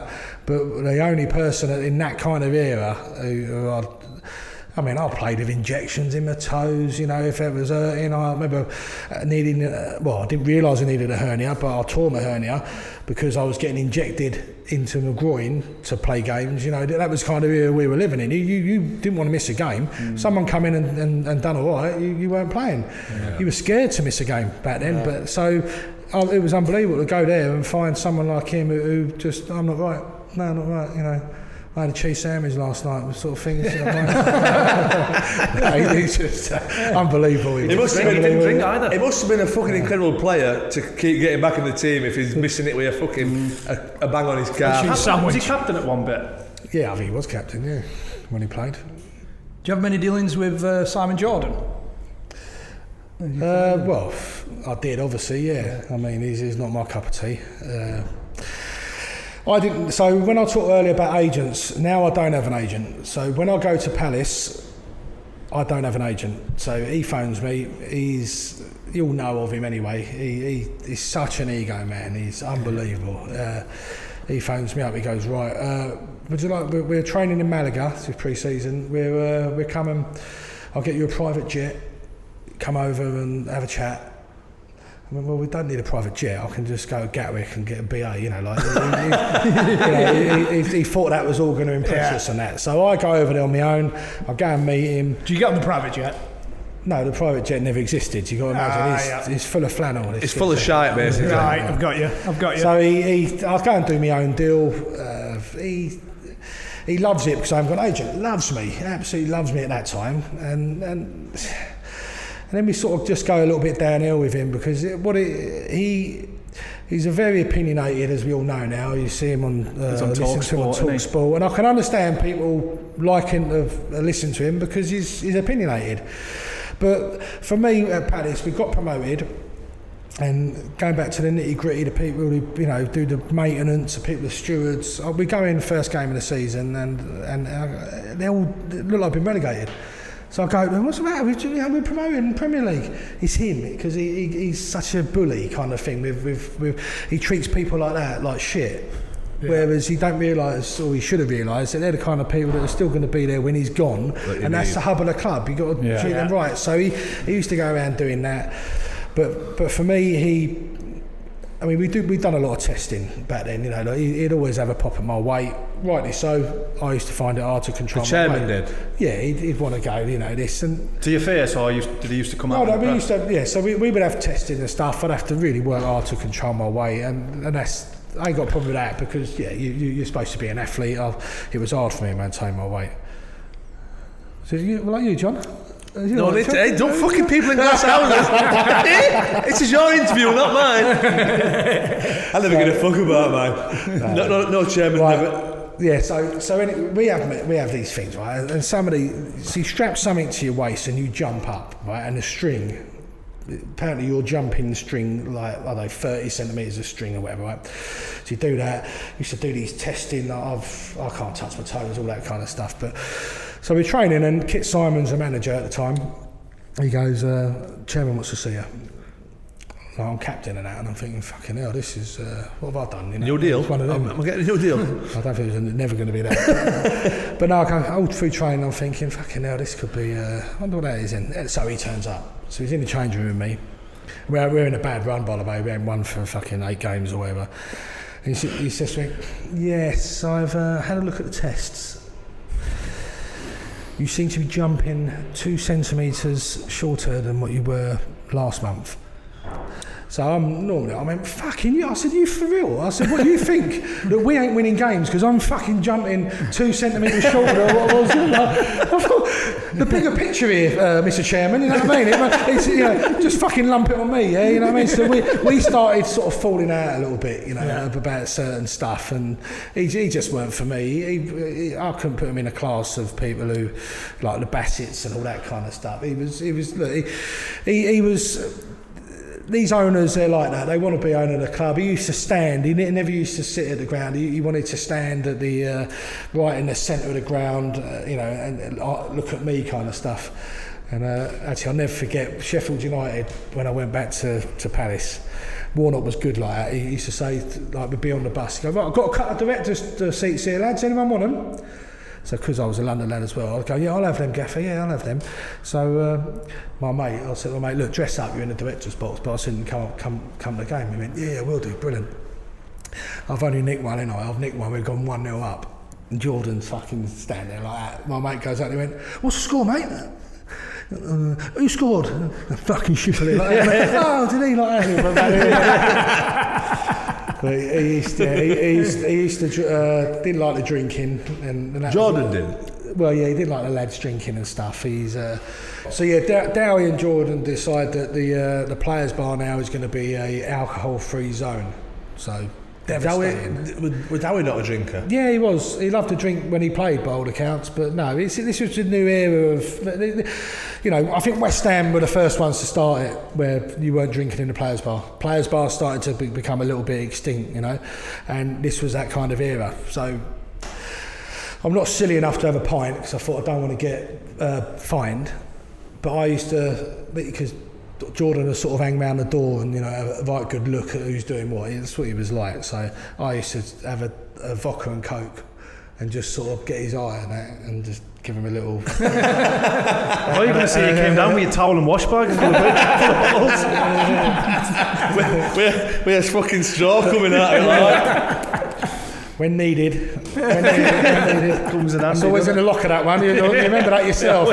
You probably never need it, but it's there. Right? So yeah, I started doing that, and then through tax reasons, he stayed at the Grosvenor House because he lived out in Spain. So another one was a player the PFA do back in them days was proper lads had a good drink. Yeah. None of these women around, you know, it was men, it was footballers, and we all drunk. Now I ain't been for years, but now I believe like a load of women go and like anyone, much better now. Anyone can go, whereas it used to just be the only time where all the footballers used to get together and have a great drink. So we go. The only thing Jordan can go.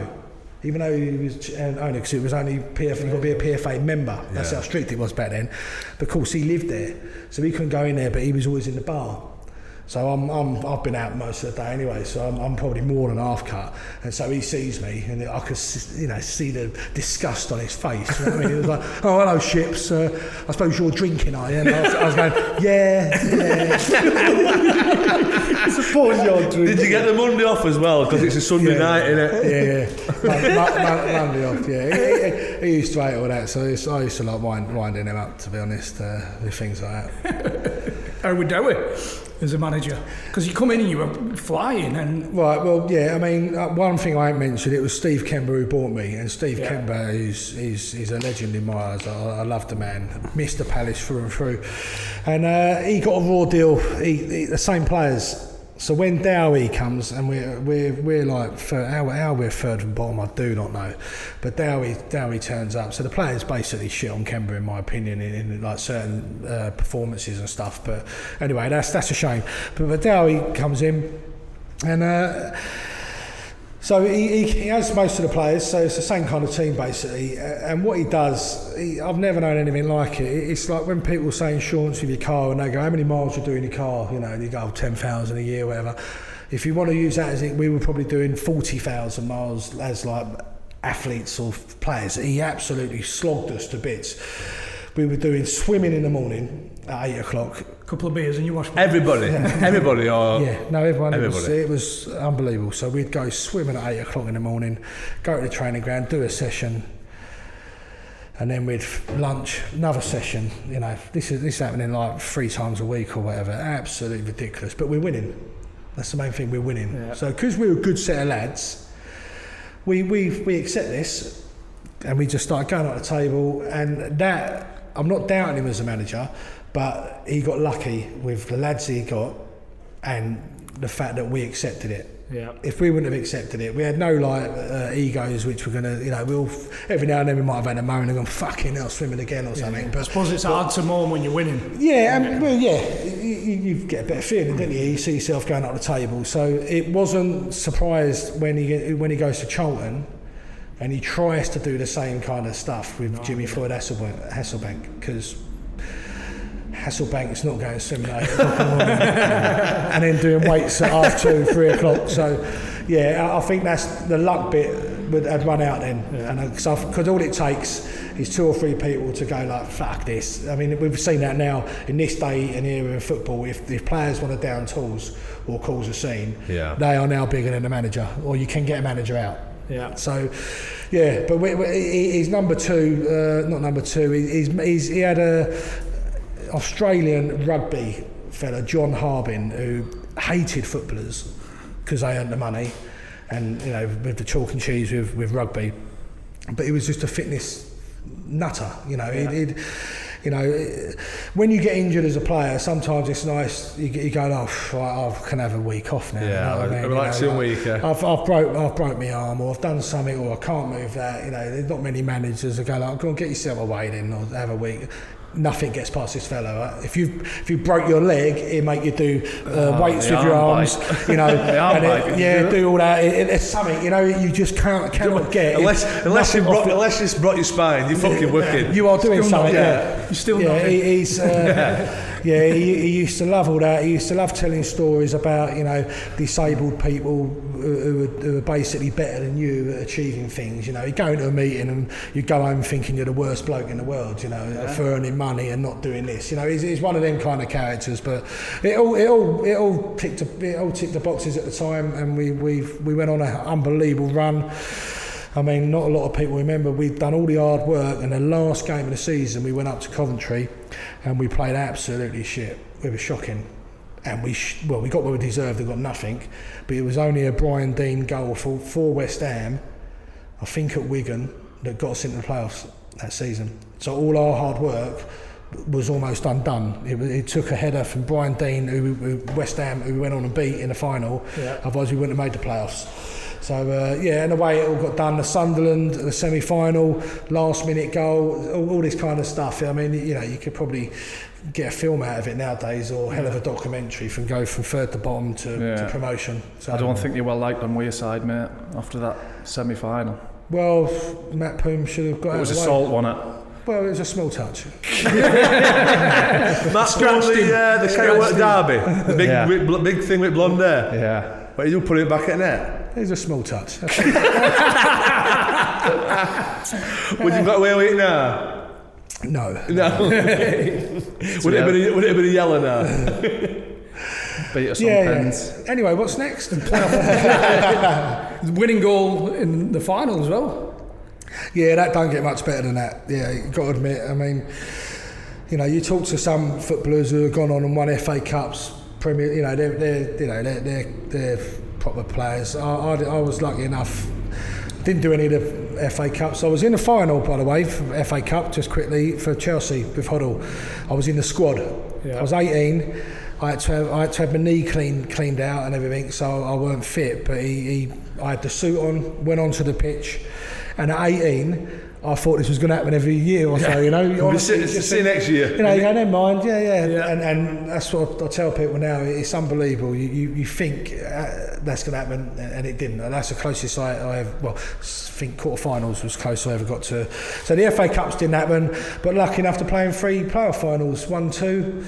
And the saying is the best way to go up is to win a playoff final, and it's so true. You get the day of the occasion. I was captain, got the only goal. Don't get much better than that. The week leading up to it, it's like you start to get excited. It is the best way to go up, but on the flip side of that, he could have been on holiday for the last fucking 3 weeks. You know what I mean? And just watching him. That's what I always thought. I'd rather finish second than go up in playoff final, because you've had 3 weeks extra holiday, haven't you? Job done. Watch him. We went up Sheffield United. We went up second and stuff, and that was you know what's happening. It's done and dusted. You get your promotion. Yeah. I mean, the Barnsley one was. It's all lifts and buts in it. Barnard puts that penalty in. Georgie Aristoff misses that header. It weren't a 4-2, it weren't a battering. We at 3-2 we should have equalised. So playoffs are good and bad. But Palace seem to have a bit of a lucky touch to promote 2 playoff finals. Were you injured a lot then the following season? Premier League? I did get injured. Yeah, I had a knee problem, tendonitis of the knee. We just couldn't work it out. I couldn't sit in a position more than a minute or so, aching and stuff. And I had problems there, so I sort of missed that. So who else were Andy Johnson? Was it Andy Johnson? Yeah. You've got a little bit of a look at Andy Johnson, What do you think? Same hairdo. Yeah, if you shaved a bit, you've got a bit of an Andy Johnson look. Are you on about the same one? Yeah, striker, bald head, play for England. Yeah. It's horrendous. Terrible shout. I know nothing like him. I'm telling you, same hairdo, that's it. Yeah. Nah, he don't look fuck all like that. No, Andy Johnson. We signed a geezer called Sandor Torgelli, who was Norwegian, I think he was, and he was horrendous. Absolutely horrendous. And I started getting the now, because I thought, if I can't get in this side, I remember playing a reserve game, and him asking me what he's got to do. I mean, you're fucking joking. I said, you're playing Saturday, I fucking can't get in the team. I'm going to tell you what to do, you know what I mean? Unbelievable. Yeah, Norway International. Where shall I run? What shall I do? You know, fucking hell. So yeah, they paid a lot for him as well. Put the ball in the net. No, they did pay a lot for him. But yeah, it was a strange one because it's quite embarrassing because the players actually wanted us in the side. And Dowie loved the meeting, and we'd have meetings, and the players would say, "I think we need Chips in the team," and it was quite cringe. I'd be there going like, "Fucking can't say that, lads. I am here." But so was the other lad there as well? Was Torgelli there as well? Yeah. Well, I bet it was worse for him. But and so he buckled once. I played a couple of Carling Cup games back then and stuff, but. To be fair, off of Dowie, I got what I wanted about 4 years later. He was commentating on the playoff final or whatever, and they were asking him about it, and he said, I should have played Shipperley more. So I thought that'd do. So at least he's got the... Were you similar to me? Were you one of them players who had to be playing week in, week out? Yeah. So if I missed 3 weeks, I were a fucking bag of shit the game that I got put in. You know, fitness-wise and all that, I was just miles off it. If I had a month out of the team, I was miles off it.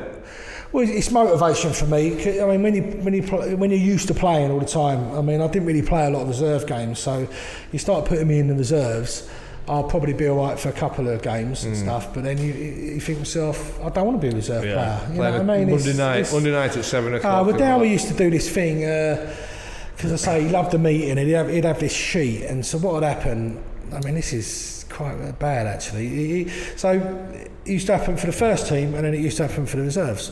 So you'd play in the first team, whatever, and you'd have to fill in this thing. Yeah, you'd have to give yourself a mark out of 10.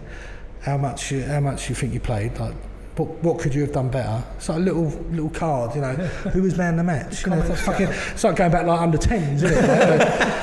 So and then just like to fill the comments cards out, gentlemen. A little trophy on the end of it. And then we'd have a little meeting on the strength fit, and they'd all collect it and go, oh, blah, and the man of the match chose it. You know, as if anyone's going to go, that's fucking unbelievable. Oh, well done, Andy. You know, like, so, but he and like you have to write little comments, and then he'd do it for the reserves.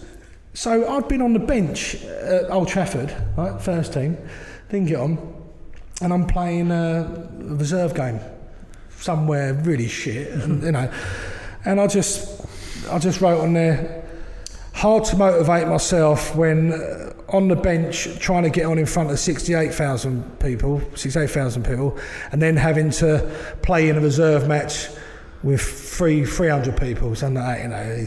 Then he didn't like that, you know, because did you give yourself a 2? He didn't see the funny side of that. Did you give yourself 11? And then one of the Magnificent Seven comes a call in, as we've talked about Mr. Warnock. Manager-wise, we've worked with every week he gets mentioned, doesn't he? Warnock gets mentioned, Holloway, Steve Evans, Keane. Who? Roy Keane. Not in a good way, surely. No, these are all stories where you're like, fucking hellfire. But we've had many stories about. We've just bracketed a group of managers, haven't we? Who always seem to come. Oh, right, okay, yeah, that makes sense then. Did he convince you to come? Did he take much convincing? I remember it quite vividly because again I didn't have an agent, so Dowie's put me in the office and said, "Look, you're not going to be part of this squad this year." Okay, you know that happens. Do you know when a manager said that to you? Have you got it the old well? Give me X to go, or have you just said right? Okay, no, but if I can get myself sorted out somewhere else, I will.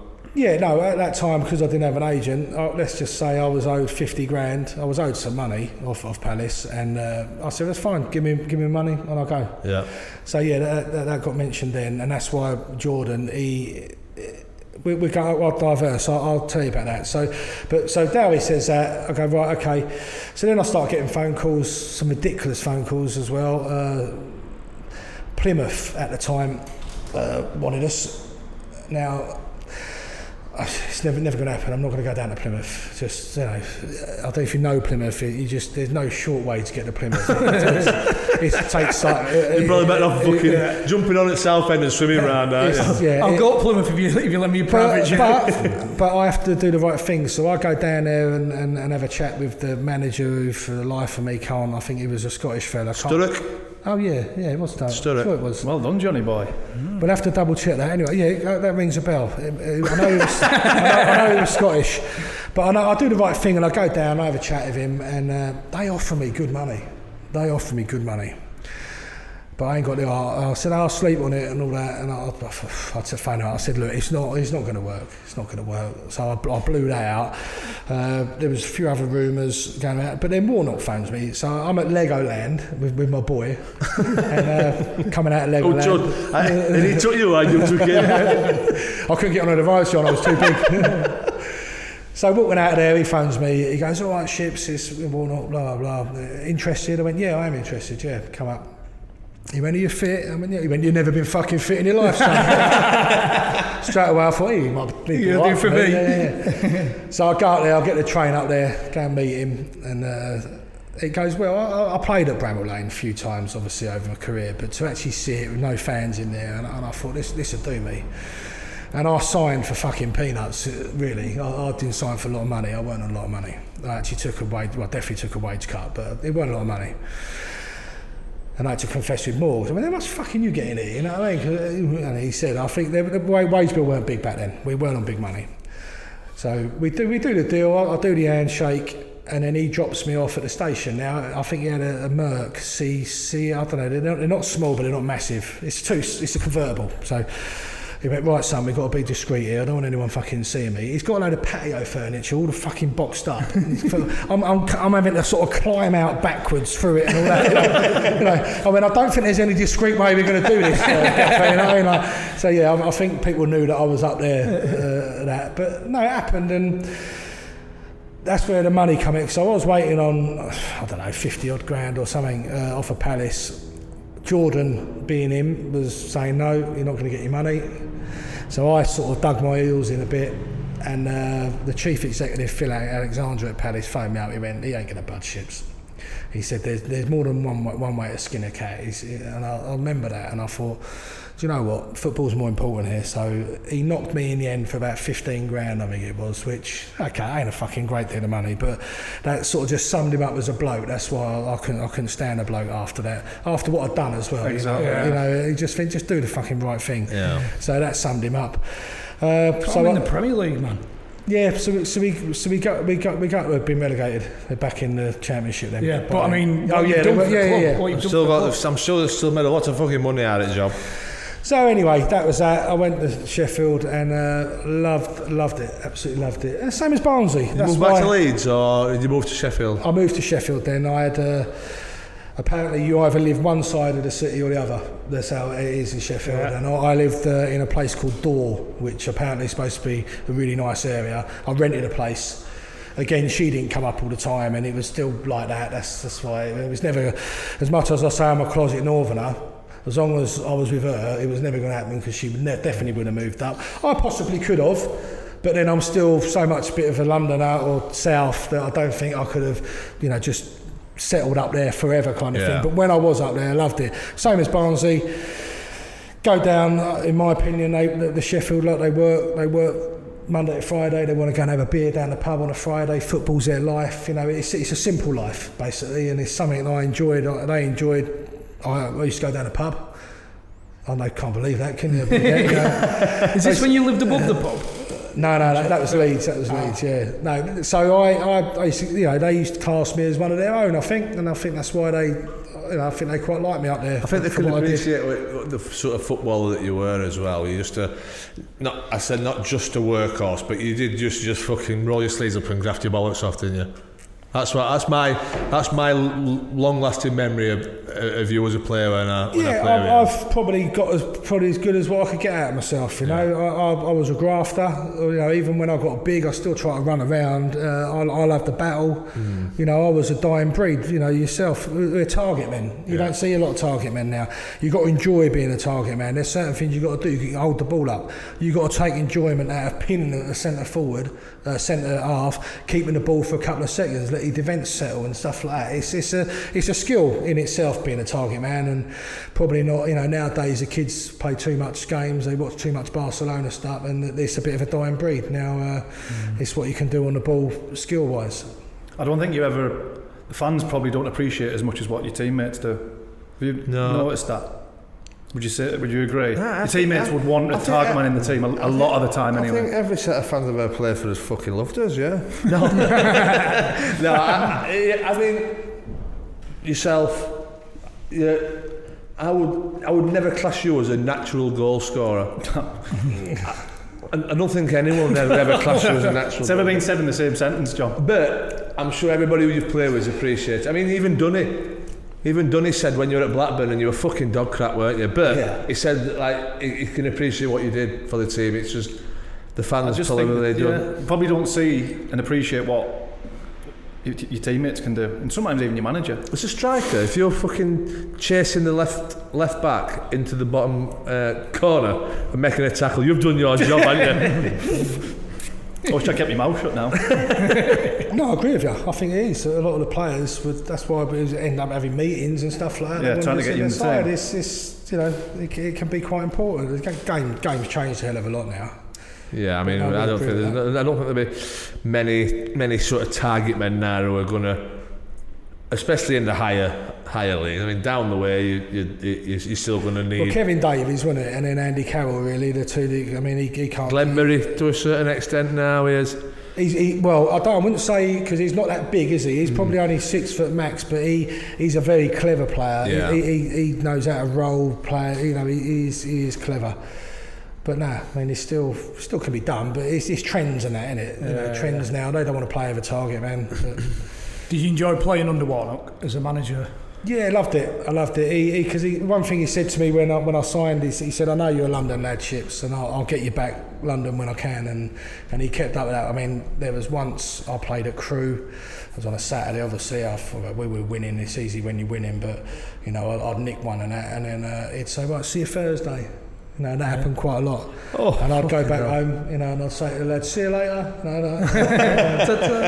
And he kept his word. Yeah. But what I like about Warnock is, so when my missus did come up, Jack would have been 2 maybe, I don't know, something like that. Baby anyway. And I think we was all supposed to have a night out and I couldn't get a babysitter. You know, I didn't know a big circle of friends in Sheffield and that, and the gaffer went, "I'll babysit for your Ships." And I sort of had to go, "Hey?" He went, "I'll look after your son if you want." And I thought to myself, "Fucking hell, that's quality." And I didn't take him up on it, but I thought, what a nice thing to do or suggest, you know. Yeah. And another one is, I used to be out there on my own quite a bit. No, you behave yourself. And yeah. He didn't used to swear actually, my son. No, so he'd come out. Warnock loved it. He'd come out and he'd go like, "Well, this is what we're going to do today, lads." You know, Stuart McCall, Mac would take this, and he'd go off a tangent. And he said, I'm going to go and watch Neil Sedaka tonight at the Sheffield, whatever their hall is, you know, Sheffield Hall. And I've got a spare ticket. Anyone fancy it? And I'm up there on my own now, old Cavill and all that, you know, like I used to have a bit of that. And I went, "I'll have a bit of that, gaffer." And he must have thought, "Fuck off." I didn't think anyone was going to say yeah. So I went out with him, his missus, Mick.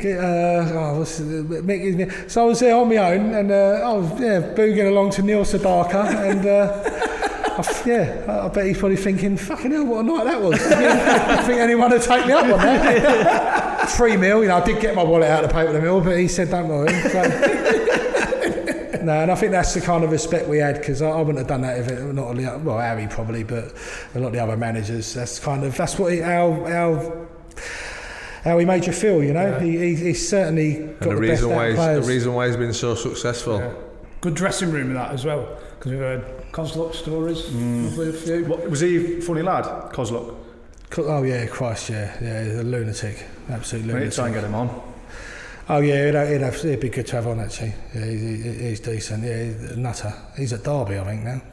Coaching, is it? Coaching, yeah. Where are we up to? Brentford.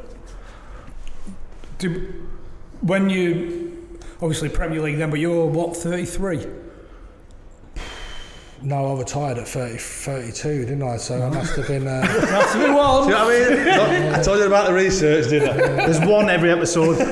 Yeah, 32 retired, so 31 it must have been. Yeah. Well, if I retired at 32, I was at Brentford at 32, but yeah, Sheffield United 31, 32. Yeah, that was. So did Brentford buy you? No, he let me go on a free. Basically, Warnock kept his word because he said to me, "I'm not going to do what Crystal Palace done here." So, because Warnock is very well, I think he liked us. He liked us as a player, and I remember taking person going gigs with him. Well, babysitting and all that. Yeah. But no, he always says, which is hard to me to say because I'm not really like that, but he always says the reason Sheffield United got promoted is because of me, which, you know, as much as I like to tell people things, it's a lovely thing to say, but it's not something you're going to say. And I took all the Brentford lads to Cheltenham and popped into Sheffield United, who had all the players in the tables and they had a thing, and I've just come to say hello. As I walked in, Warnock went, "Right, fucking everyone get up." He went, clap this man, because you wouldn't be where you fucking are now if it weren't for him. So that's tremendous, that. And I went out of there thinking I was fucking 7 foot tall. Was that off the pitch as well as on it then? Yeah, exactly.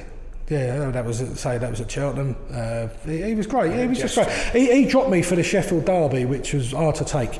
But I had so much respect for him, and I'll never forget that. I'd played in the first one, and this would have been at Hillsborough, and he sat me down and he went, because he loved a striker.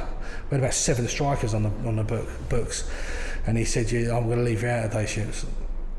And I was like, fucking, any other manager, I would have fucking slaughtered him. And I just thought, no, and I went, okay. I went, right, I said, I'll take that, Gaffer. I said, but I'll be here when you need me.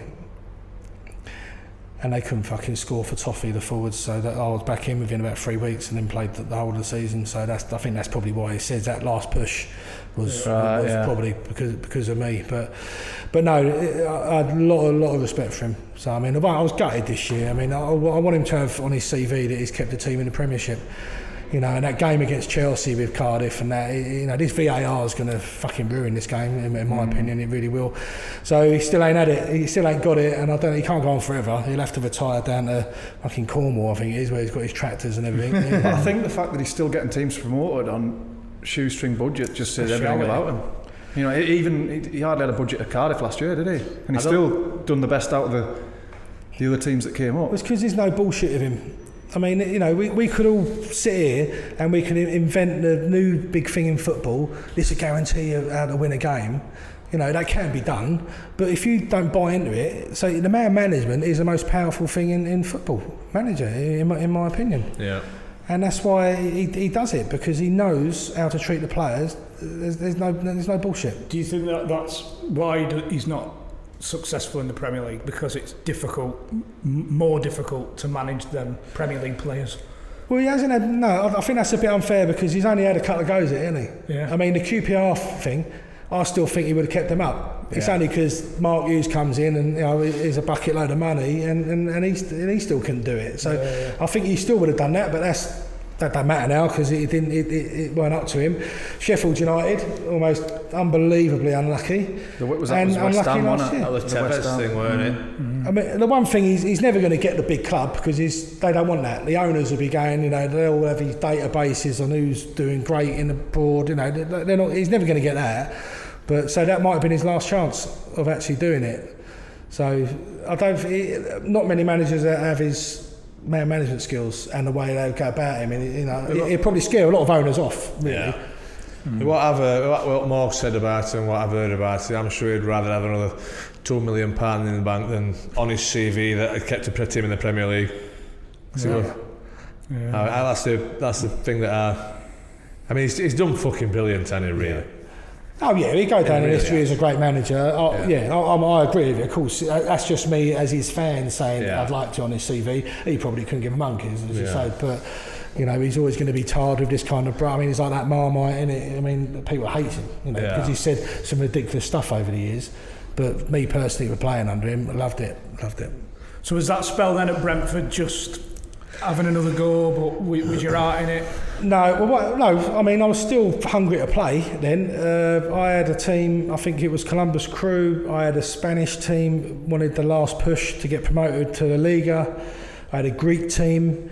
There was all this stuff sniffing about, and because I lived in Tedderton, which is near Brentford, and I just met them and decided to go down there. But it just faded out. It was ridiculous. It didn't suit us.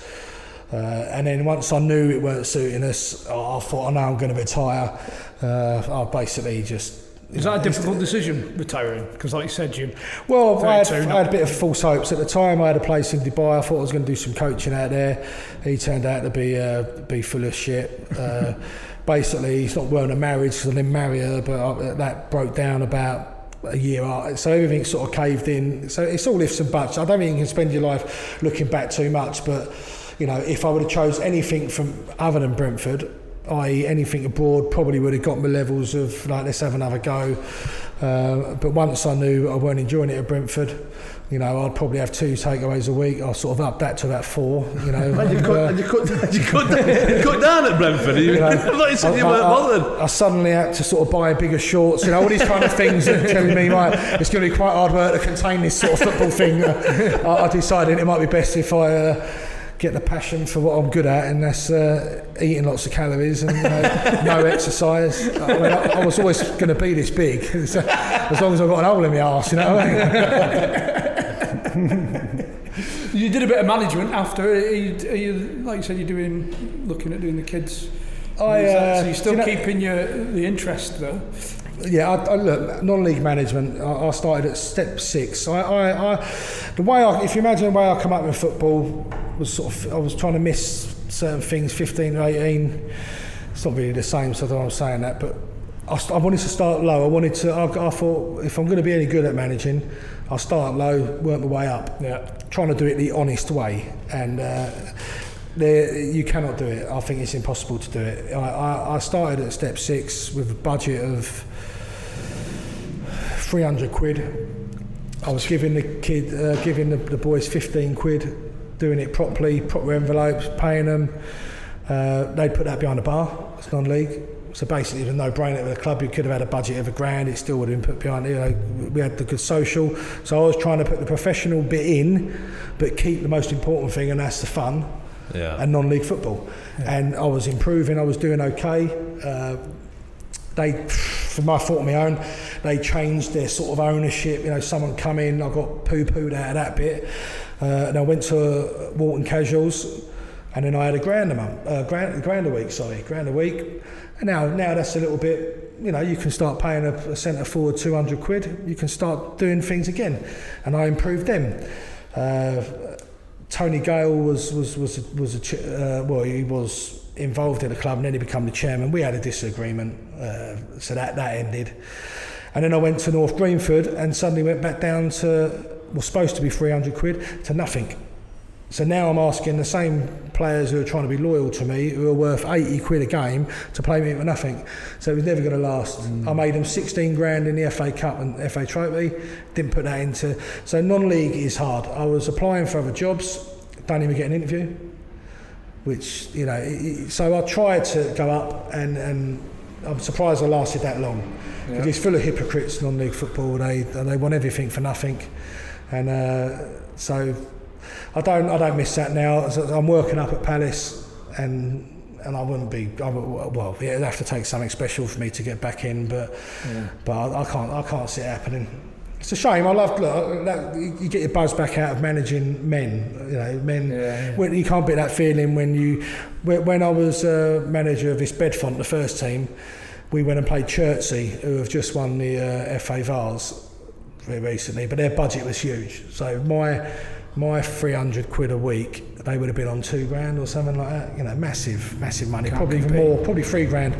Anyway, when you go and beat them, when you're not supposed to, that's how you get your buzz back and why you do it. And so I do miss some of it, but to be honest, the hassle that goes through it now, you know, I very much doubt I'll be back involved. So hence I'm going to do the kids. My boy's going to be under 16s and hopefully get a team together, because at the moment I'm doing training. I've only got 8 signed on.